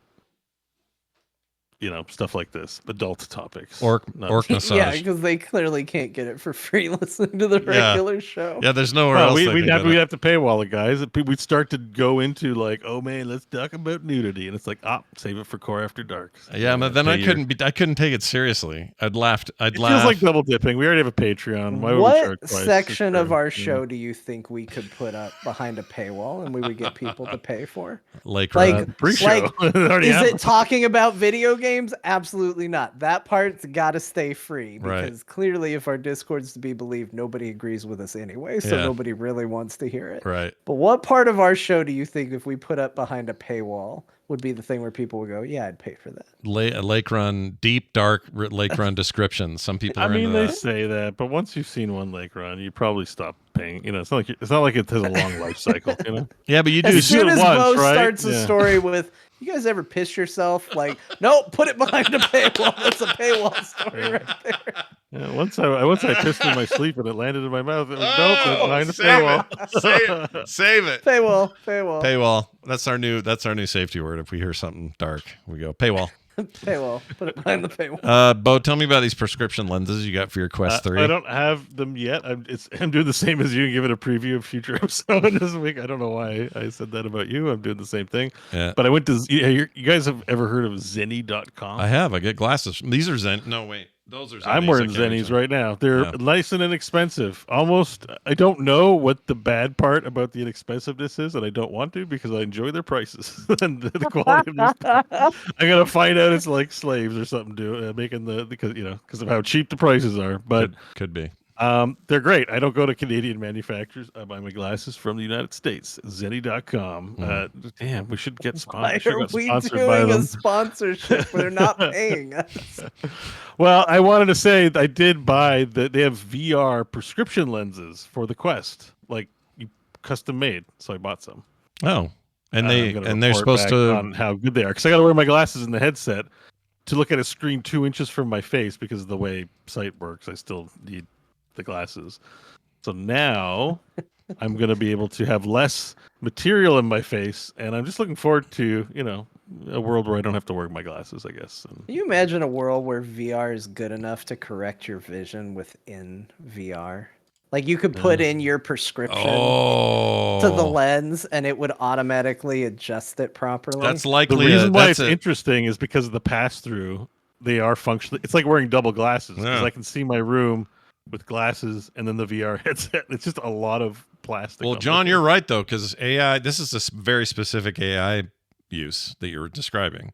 Machine learning could do that very thing. Oh, with machine learning, I can learn my eyes. Yeah, it would learn where your focal points are. I would be in on VR. Not that that's the only barrier. Like, let me be clear. It's not, I have to wear glasses with a headset. That's dumb. Like, that's not the only reason, but like, it would be cool. Like, that would be, because even just like, I don't know. It would just be cool. Like you could get digital frames that just automatically correct your vision. You go get your eye exam. They're like, "Oh, we got to update your prescription. Let me Bluetooth into your glasses real quick," and your glasses just go and adjust. And you're like, "Oh, I see so much clearer right now." We can't be that far with AI. We can't be that far from Jordy's visor, right?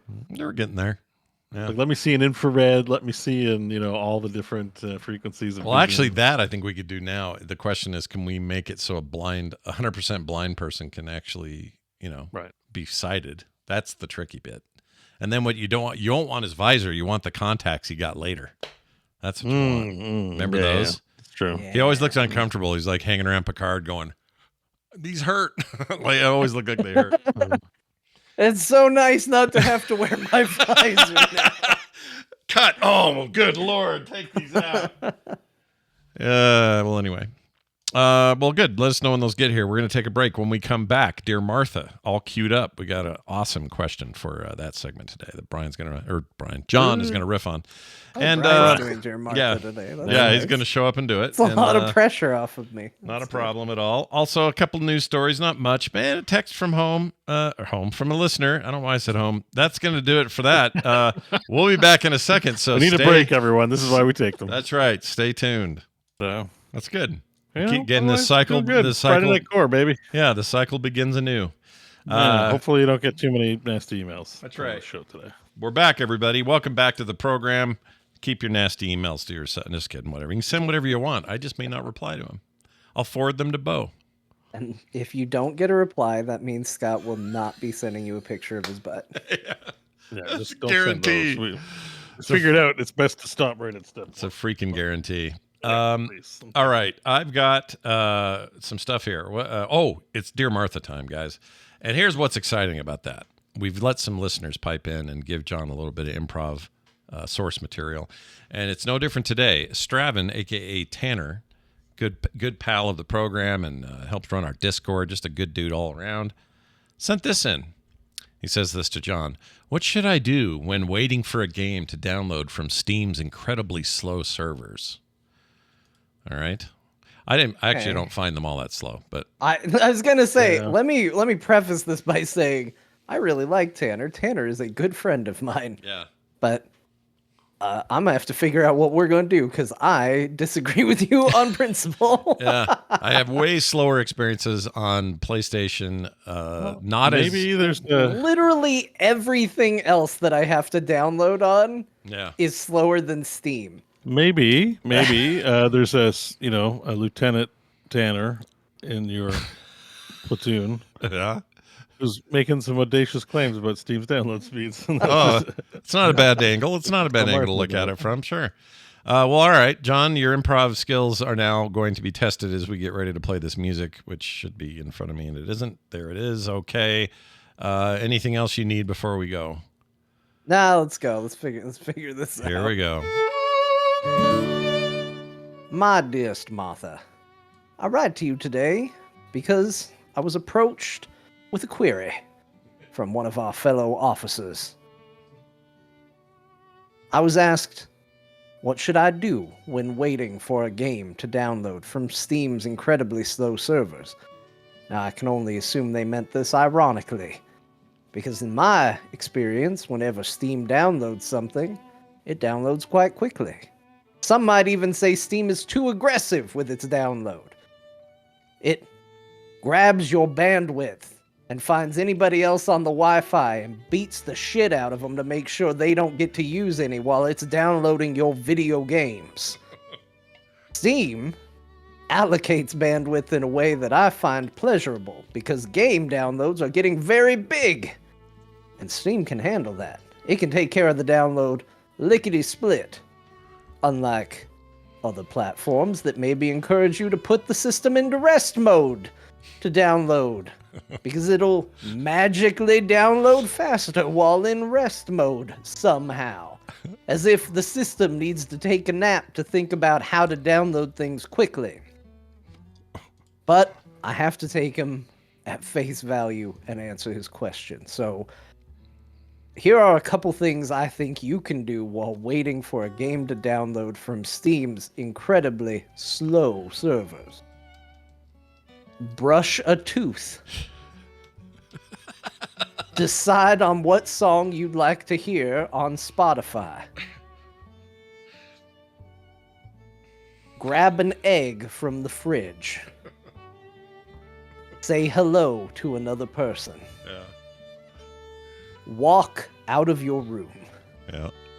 The download will be well done before you get back to your room.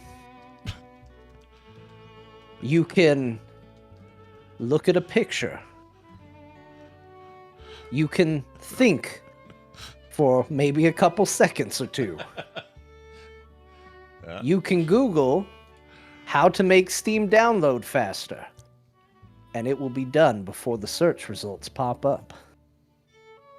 These are all great suggestions of things you can do while Steam attempts to download video games. Which it does very quickly, I might add.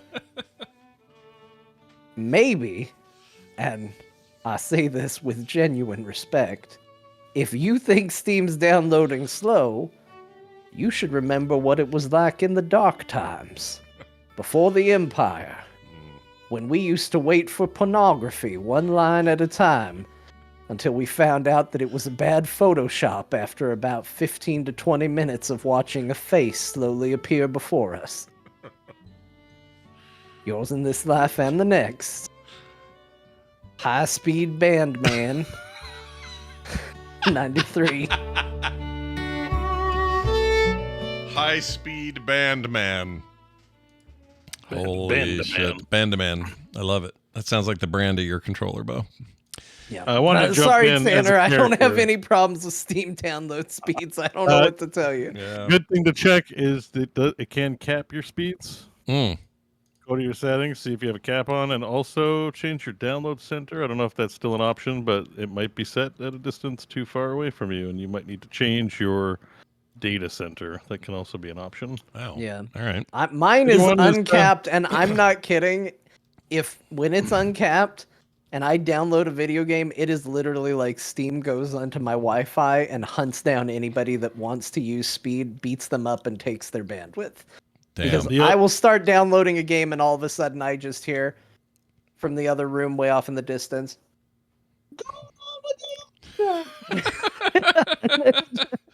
Just everybody else seems to get real upset while the game downloads. Yeah. There's a few other things you can check. If you're downloading via Wi-Fi, check if your channel is clogged using like a Wi-Fi finder and pick a different channel. That might be affecting your download as well. And the other thing to check too is your provider. Well, I'm assuming your speeds are good if you got fiber optic or whatever, but some internet service provision is on shared trunks. They can manner, like you might have up to X amount, but if you're shared with 50 other people on your trunk and they're all blasting the Umbrella Academy on Netflix or something like that, like you're not going to get good speed because you share your line. That's a back end thing that most people aren't aware of. That's why the fiber optic's kind of good, and digital subscriber lines are good because they tend to sell based on the fact that they're unique connections to the data centers rather than shared trunks. So that might also be a problem. Wow. Look at you with the actual advice. That's I amazing. worked at an ISP. Yeah, you did. He knows about he knows how to do your ISP, your HVAC, because of his dad. I worked at an HVAC company. And I worked at a complaint ombudsman, so I know quasi-judicial stuff. I worked with a bunch of lawyers, so I know how they think, and I dated one. So, I've got a good sense of that. Yeah. I'm a corpo guy, and I know about dosimetry. Did you ever put your arm around the lawyer and she went, "I'm going to allow this," like that? Is that what they say? I'll allow sexual it. harassment, and I've not done that to anybody. Well, good. Without consent, but I haven't even asked anybody Yeah. No. Okay. All right. No, that's good. I'm happy to hear that as well. These are all good traits that you described to us. I had pie shoved in my face, but that's Oh, my Lord. We were fundraising for the social committee, and I said, you can pay $5 because I was the manager. Yeah. He's like, you can pay $5 to put pie in my face, and a lot of people. It was a very popular option. I got a lot of pie in my face. Wow. All right then. Yeah. Well, good stuff. Good Cat's stuff. Becoming obsessed with the, I'm assuming, cat toy that's going on in the background. They're like, I see a red dot on Bo's screen. It's there. It's gone. It's there. It's gone. That's the CIA. They're after me. Do you really have a little thing? I have a cat toy, so right? the cat likes laser lights, but I have an automatic laser. You can kind of see it. There it is. I saw it. It was there. There it is. See the robot in the background? Yeah. Yeah, so it activates periodically and puts a laser around, and the cat's like, "What's this laser?" Oh, that's cool. It's a neat little thing I just picked up, and he likes it, but he doesn't always play with it, but it's just going right now. Very nice. Shocker that the chat room's distracted. The chat really fixates like a cat, actually, on what goes on in Bo's background. Whether it's the oven blinking or laser lights, people are just fascinated. They're like, what could it be? Yeah. Omega 9 says he's a little drunk, and that might be contributing to it. Yeah, that could do it. It's fine. That sounds like a cool drink, actually. Omega 9. Make mine an Omega 9, you'd say, at the bar. Yeah. Let's get to some other news of note. A couple things here. 10 plus years after being announced, the Watchdogs movie is actually happening now. What is a what? Oh, come on. Yeah, there is. Oh, I bought Watchdogs 2, the good Watchdogs game, the best one. I bought for $2.99 on the Steam sale. It's normally $59. They had a huge cut. Why didn't they tell me about it? I don't know. Checking the sales. That one's worth playing though. Oh, Legion is $8. I mixed it up. I for whatever reason I saw Watchdogs, but I was thinking of Sleeping Dogs or Sleepy Dogs. What's the game? Sleeping Dogs. The Kung Fu game. Oh, you know what? Yeah, this is the Ubisoft. Yeah, this is the Ubisoft game. The Watchdogs is like the hacker dude. Yeah, I was thinking of the wrong thing. I was like, well, doesn't that exist in every martial arts movie ever? And then you said the second one was the good one, and that really threw me off. Yeah, because there was only ever one, and people are always begging for a sequel. That doesn't make sense. Yeah, so I was just very confused, and it was all me. But yeah, It's all good. It's easy to mix That's up. a great price, man. Jeez. I know. It's an 8-year-old game. but, It's like, a still- no-brainer. It's a very good game. But it still looks really good. And it's. I mean, as much as I admire what they were trying to do with the newer one, it just didn't work. 2 is way better. That third one just had no character. It was just like, you can be anyone and everyone No, sucks. that's horseshit. Because my character, the first character they gave me, was the greatest character in the history of video gaming. Who was it? An old lady or something? No, he was like a big mustachioed man. He kind of looked like what Stanley Billings would go on to become, but he had like kind of protruding teeth, but he was very fancy, and he was always like, well, that doesn't sound very good, dear, if you know what I mean. Like, by Joe. He just like, that's how he talked about everything. He was great. Wow. He's the best character. All right, I take it all back. I think He that was sounds good. good. But I'll say this for 2. 2 actually is a really crafted experience. It's a great open world there you game. go. Highly recommend it. It's very good. Where are we here now? Let's see. So that's happening. We don't know anything else about it though, but they're making a Watchdogs movie. It'll be hacker centric stuff, and who knows. Xbox hacker movies, they always go well. Yeah, they always do. Sometimes I guess. Well, Hackers was good at the time. I mean, Mr. Robot is the GOAT, right? Yeah. But I can't think of anything else in the hacker genre that's actually that's up to that par. You're right. It isn't like Mimi good, right? Like some people like Swordfish and some people like Sneakers and all that. Sneakers is not Mimi good. Sneakers is legit good. Sneakers is great. Maybe it's been a while. Yeah. I is it okay? Dude, Sneakers is like the most adherent to how it really works. I love that movie. Okay. Maybe that one is worth a rewatch because it's one of my I like hacker movies, but there's a lot of them that are let's tap into the mainframe, Bill. I got my mainframe chip. Yeah, no, that's why I like Sneakers. Sneakers doesn't do any of that crap. They go, they do it the old-fashioned way, and Bill or Dan Aykroyd plays a character named Mother. What else can you ask for? All right, moving on. Xbox servers are back up after an extended downtime. I don't know if it's because Snoop Dogg was complaining so loud or what, but they fixed it. It's all back up. So he was really cranky about it. Every social thing he had. Yeah, sure. He's all in on that ecosystem. So he was like, he would get on and do like an Instagram video going, Microsoft, fix your G-damn servers, something. It's just like pissed. So they fixed them and everything's fine. And then finally, G-damn? Did I say G-damn? I heard G-damn servers. Oh, goddamn. Okay. I'm always trying to be I was careful. trying to think of what company is G-damn. Like, Censored the wrong Trying to spot. be, careful around all the kids that are around here all the time, and sometimes I'll slip in a little faker. Doesn't make sense. Let's see. Polyamory coming to The Sims 4 for free. I don't know what this is. Is this you, Bo? What is this? yeah, I just dropped it in here because I was looking through news and nothing was jumping out, and I was like, we don't talk about Sims 4 enough. I'm like, they finally can let you have more than one relationship. You can be in a polycule or whatever. So I was like, oh, cool. Oh, this is where John's supposed to yell. Wait, what did we call it for our OnlyFans? Save it for the paywall. Paywall. Save for the paywall. Paywall. This is a paywall item. This is a paywall item for sure. No, there was another thing going around that something was happening in Sims 4 that will ruin everyone's porn mods. Maybe it was this.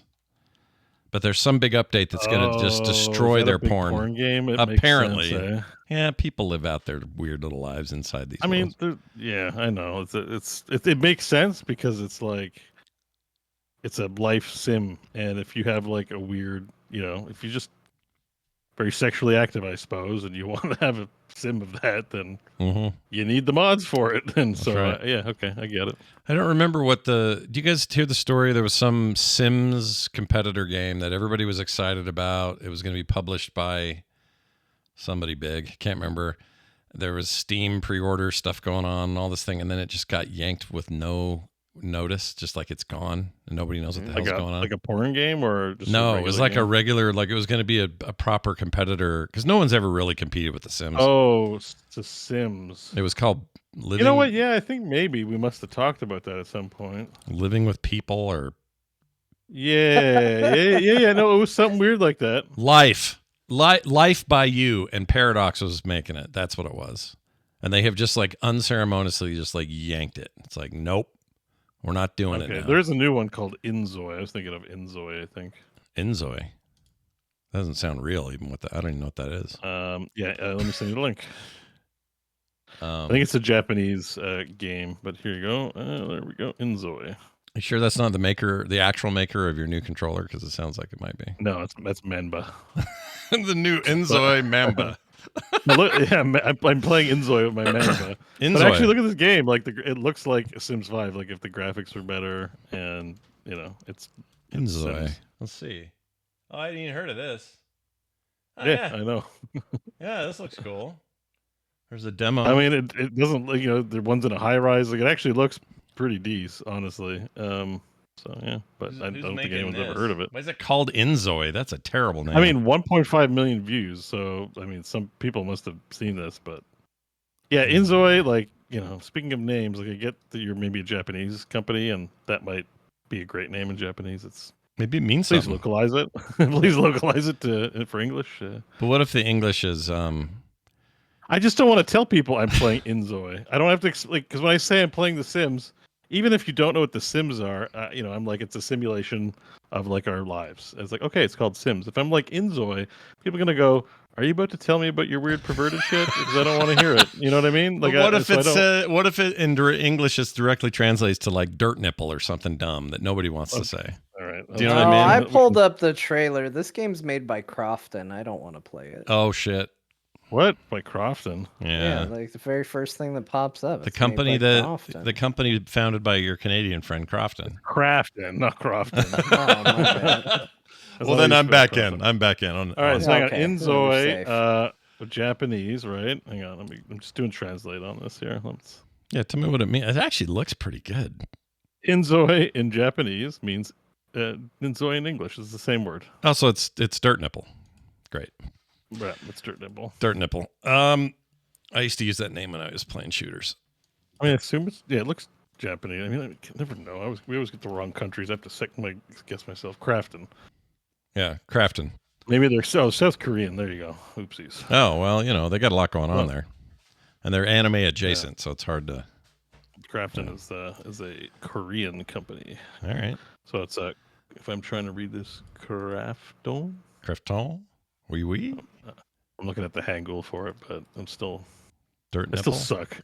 It's Crafton. You know what I love is right now the bot's down that sends messages back and forth to the two chats, and there are people on Twitch and people on YouTube who are both making jokes about how, like on this side, he says inZOI Man.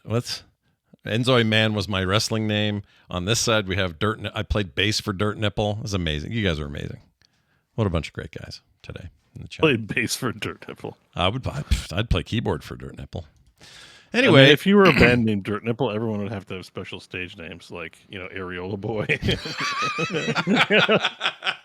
Yeah, could just be in a band breast related. Sure, you need it's like a Guar or situation where you got to have names for everybody. Yeah, and you'd lactator, the lactator. The Lactator, yeah, the Lactator, Areola Boy. Yeah. Lactator on drums, I guess. Yep. Yeah. Lactator on drums, Areola Boy on bass. Yep. Pasty on the keyboard, and Captain Pasties. Pasties. That's pretty good. Captain Pasties, lead vocalist, rhythm guitarist, and lead guitarist would be I don't know, Pepperoni. Mammogram. No, I don't know what you'd call it. Mammogram. Oh, now I'll get my own emails of a certain sort. Let's move on to this. We have a text we got to read here, right here. That's a good question. That's what it's called. What is it again? Crafton? What'd you say? Say it again.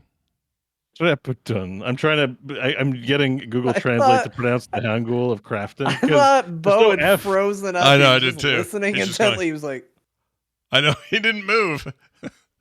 Crapiton. Yeah, Crapiton. That's a terrible. That's how you say it in Korean. I'm having Google Translate read out their Let Crofton know we know how to say his name in another language now. Turns out it's worse than we thought. Is what we've learned. Crapiton. In Korean, your name is actually pronounced Crapiton. Fantastic. All right, let's get to this question or this message from Toger. And we got another weird word. How do you guys say this guy's name? Toger. Or maybe it's Two Junior. I don't know. This isn't their first message. Usually they say how to say it. Oh, have we had them before? I don't. My memory sucks today. Well, anyways, it's Toger. Yeah, it's not Todger. Toger. Okay. He says Todger means penis in British. Does it really? This is Toger, so it's not that. So if you say, put your Todger back. I thought it was your John Thomas. Yeah. or Put your Toger away. Oh, Todger. Oh, well, Scott, I don't mean to alarm you, but you can have more than one name, especially for a penis. Wait, are you saying there's more than one? Seems to be a part of the body that people like to have. Okay, so on May 23rd, 2024, we got an email or a text from Toger who included, it is pronounced Toger. Oh. Well, then we got it right. This might have happened before. We're sorry, Todger. Yeah, no, I mean, obviously it did, but how did you know how to find? Oh, I guess you searched the spreadsheet. John lives for spreadsheets. I looked. Instead of just thinking about other names for penises, I spent that time researching. It feels like a more effective use of your time. So that's how I knew. Well, that's great. He says this for Core. I do not pre-order games, but I will be buying Space Marine 2. Does buying the gold edition on September 5th still count as pre-ordering? The main reason to not pre-order was not to give the developer your money until the product is delivered in a satisfactory state, correct? Now I think it's more not to facilitate these stupid business practices of early access / cosmetics / other money grabs. My problem is this. I do want to play this early, and Space Marine cosmetics are half of the draw to the game for me. So I think they've got me here. I'll wait until the 5th, though. So $40 Canadian more for gold edition, and what you're getting is a season pass and 4-day early unlock. So I guess the season pass is worth it, probably. Is it? I mean, it always comes down to, like, we use it as a broad, like, hey, guys, like, let's stave off upset, give a game a chance to come out, see what the reception is going to be so you don't get caught with your pants down, right? Yeah, that's the reason for it. Also, giving a company your money early, you don't necessarily have to do that, but if you're going to buy the game, if you know you're going to buy the game, and if you're not worried about the chance, like, simply come to terms with the fact that there is a chance the game comes out and is broken or is bad. Is it guaranteed? No. Although odds are better these days than it was back before. Yep. But, if you are okay with that, then sure, go ahead and pre-order. But you just have to understand what the consequences are. Like, a very shorthand way of saying it is just, hey, don't pre-order video games. But at the same time, we pre-order video games all the time. Like a lot of people do. Yeah. It is, in general, a good way to not get burned, to be able to sit back and say, okay, I know what I'm getting into when I spend this amount of money, and it's not cheap. So you should get all the information you can get. That's why we say it. It's not some principled stance that everybody has to adhere to. If there are exceptions, like I pre-ordered Final Fantasy. John I bought the damn collector's edition. Yeah, I knew I was going to play it, and I'm happy with it. Yeah. Like, everybody, maybe the days of telling people not to pre-order video games should be over. Maybe the days of, you're a goddamn adult, use your brain and figure it out yourself. I'm not saying this to Toger. This is not an indictment of Toger. Toger's doing exactly what he should be doing. Yeah. I'm just saying, like, maybe it is time for people to just have ownership of their own selves and say, you know what, you want a video game, go ahead and pre-order it, but don't bitch if it comes out and all of a sudden the game doesn't work. Like, you shouldn't have pre-ordered it then. You should have controlled yourself. Yeah. Like, I bought Duke Nukem Forever, guys. I mean, I'm forever burned. I did too, and I did it after the game came out. I already knew it was bad. I pre-ordered it for $80, like, But yeah, I guess that's even worse if you already knew it was bad and you paid $80. But here's the thing, because it felt like it needed to be done. I mean, look, the good news is on Xbox and PC, at least, Steam, they have great return policies. So does Epic. Epic has really good return policy. So if you don't like it, you're not even 2 hours in, you're like, this is not what I wanted. You're good. You're covered. You will not be screwed. PlayStation and Switch stuff, a little fishier. It's a little harder, trickier. I've never been able to get a refund out of PlayStation for anything, so I don't know if you can even do that. So just that's another thing to keep in mind where you're getting this. Just know how your platform of choice perhaps deals with this sort of thing when you're not happy with a thing. Sometimes their hand is forced because something's so bad they feel like they have to give refunds or whatever. But I don't know. I'd feel safer in either the Xbox ecosystem or Steam because they're both great about returns. So I feel like I got a refund on a Sony product. I Did just you? can't remember what it would be. I've tried, but I couldn't do it. But I can't remember what it was. I feel like I did it. I feel like I had to do it, and I feel like I did it, but I can't say for sure. But yeah, that's a good point. Also, the general like don't pre-order video games is definitely a statement that's been around for a long time, and it predates being able to return video games on platforms, on digital platforms. Being able to return is a very good tool that you can use now. And we have seen mass returns lead to changes and fixes and stuff like that. Or just great shame in the case of Warcraft 3 Remastered, Reforged, or whatever it is. Yeah. On principle, I feel like holding on to my money. It's everyone's personal choice, unless it's like John said, it's something you really, really want and know you're gonna like. Yeah. I try not to do it.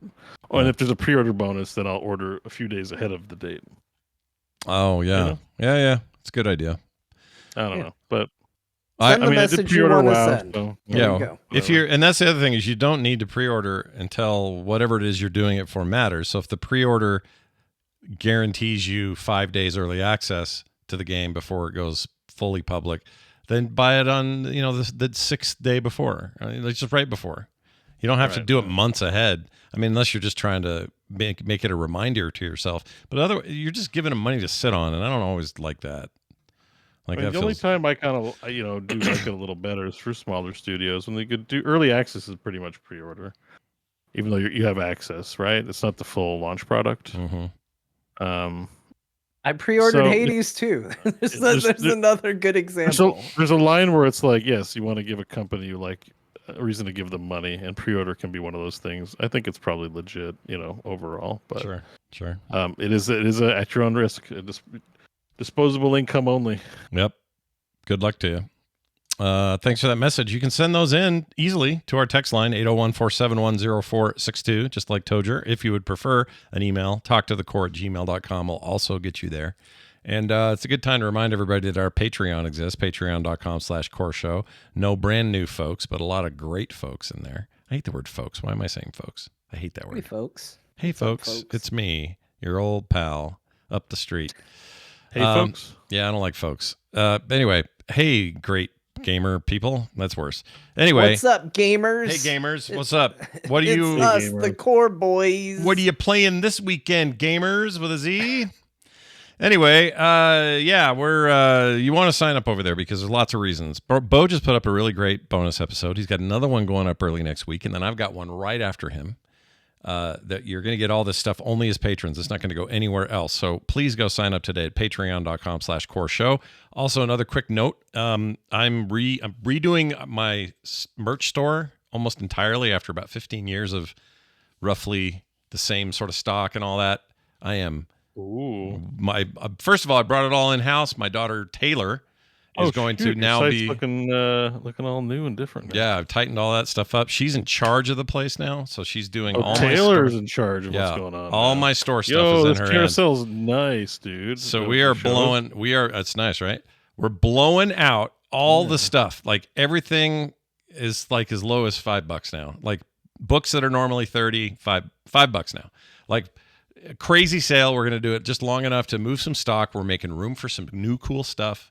And I just wanted people to know about it. So frogpants.com/store. If you're interested at all, there's some game related stuff in there. There might even be, I bet the Lake Run stuff is gone now though. There was some Lake Run stuff. People like the shirt, the Lake Run shirt. Yeah, it went quick, and we may still do reprints of it. Is it? I don't know if this. You tell me there's 2 inside baseball to say on the show, but like how many units? How many shirts are there with my naked ass out there? There's probably 100. A couple thousand. Probably 100. Yeah, we didn't do that. We didn't do super. I just want to know, like, if those shirts become popular enough, like if we sell like 10,000 of them, let's say, that there's one in every city, and people explain who it is, like. I'm just saying it'll be a funny way to become really famous, right? Yeah. It's just it's the guy who doesn't wear pants. Like, please keep your kids away. Exactly. From this man. Like, I think people should turn it into a stencil and it just become like the new #1 graffiti, like that Andre the Giant that everybody was putting up for a while. Just Bo's naked butt up there. I'm all for it. I'm looking at a listing now called Twisted Pixel Prints, for example. This is normally like $39 or whatever. It's $5 right now. And it's an entire collection of naked running Mario, perverted Luigi, Yoshi laying an egg out of his butt. The Yoshi is so disturbing. It's really disturbing. And then I got a diaper on Waluigi where he deserves it. No offense. I mean, that is how it is, right? Honestly, Waluigi is the most normal of the whole bunch, and that's saying something. Yeah. So I'm just saying this is like stupid cheap, and I'm doing it. Everything you see on these sales is at a loss. Some stuff's gone. These Blue Prophecy prints, they freaking blew out the window. They're normally 15. They're down to 5. I like how he's wearing. What do they call those? Like not cobblers. Codpiece? Like wood. Those wooden moccasins. What do they call them? Clogs. Clogs. Yeah. Yeah. I did give him clogs. It's true. The Kirby bundle. Look at the Kirby bundle. So you get gelatinous curb, which is like gelatinous cube. I don't know why that's cropped. You get these are terrible. I got to fix these crops. There's a one where Kirby's a thumb. Yeah, the crop on that one's a little rough. Really bad. That looks like when I get in trouble with, doesn't it? That's not good. Yeah, you're gonna get a letter from Twitch for Look that at him. one. Look at he's wearing pants in this one. Oh man, what a deal! $5. Anyway, go check it out because when all this stuff is gone, it is gone, and then we'll introduce some new stuff. I got a Fallout set coming soon, some other cool stuff. But I'm really excited because she's running it like a champ. She's very efficient and is doing such an amazing job. So go check it out. Frogpants.com/store. Shockwave is up here too, by the way. My what? Shockwave, right? You have a Shockwave one? Oh no, because that was a John. I'm on your art page. It's not the store. Yeah, that's just my art page. That was a special for John. He's the only one that ever got that. Yeah, that was an exclusive. Ash Dragon's awesome. Yeah. Yeah, there's some. Oh, I was gonna say, where is it? It's not over there. It's over there. That's a good point, Bo. There's a bunch of There Will Be Dungeon stuff still people could grab. So. Oh yeah, grab that dungeon. Anyway, if you have $5, you might find something you like. Oh, and a lot of the stuff has shipping stripped out of it. Not all of it, but it depends on what it is. But I tried to make it just real easy for people to grab. So anyway, go check it out. That's frogpants.com/store. That is going to do it for today's show. But we do this thing. My brother-in-law's still listening. I love teasing Ken. I love Ken. He's one of my favorite people in the world. So this is all that stuff about my brother-in-law and grandma not saying the game's right or whatever. It's all in good fun, everyone. All right? But before we leave, oh shit, that was loud. Before we leave,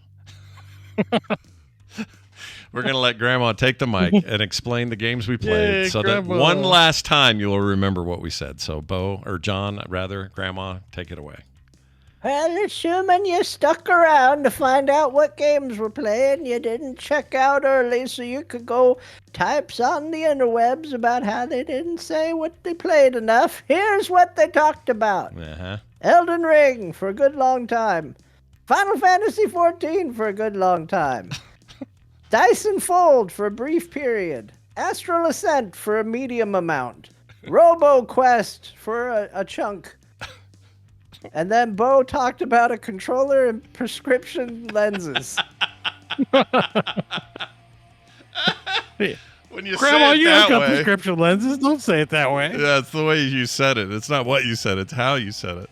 That's all right. I mean, all I did was play Elden Ring, guys. Like the recap is like we're in a ring hole right now, and someday it'll be done, but not this week. Yeah, we'll be through the ring at some point, and when it does, it'll all be fine. I can't throw stones. Hey, everybody else tease what they're going to talk about next week. Spoil it. Final Fantasy XIV. That's what I'm going to be talking about next week. Yeah, for next week, I might actually get some Zenless Zone Zero in and First Ascent. Oh, I want to know. I'll probably bitch about both of them being gacha stupid games that are trash. But I downloaded Zenless Zone Zero and then I watched some gameplay of it and I deleted it without. Oh my gosh! I heard the combat was good, like real good combat. Is that not true? I don't know. I guess I don't know because I was scrubbing through a video to see, and all I saw was cutscene, interstitial between a cutscene, loading screen, cutscene, more cutscene. I was like, I can't find the gameplay, and this seems annoying. Maybe if I want to play a game like this, I'll just play Genshin again. You're good. You're covered. Like, yeah, you don't. Yeah, you're good. You're good. You're good. You are good. Fine. I think you're great. Yeah. Not just good, All right. but great. Yeah, you're awesome. Yeah. But so I mean, so is you know, Bo. But Also, best advice giver of the week. Again, thank you for darkening. That's right. The darkening. That's amazing. All right, that's it. Thank you everybody for listening. We'll be back next week with more. Until then, have a good week. Bye now. Bye. Uh-oh.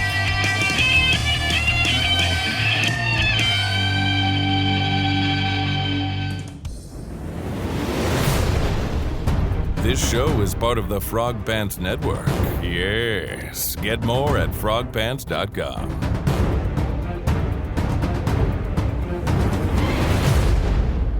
You were almost a Jill sandwich. Oh. Jill. I sure was. Oh man. Oh, so funny the way we were nearly crushed in a room, Barry. By the way, speaking of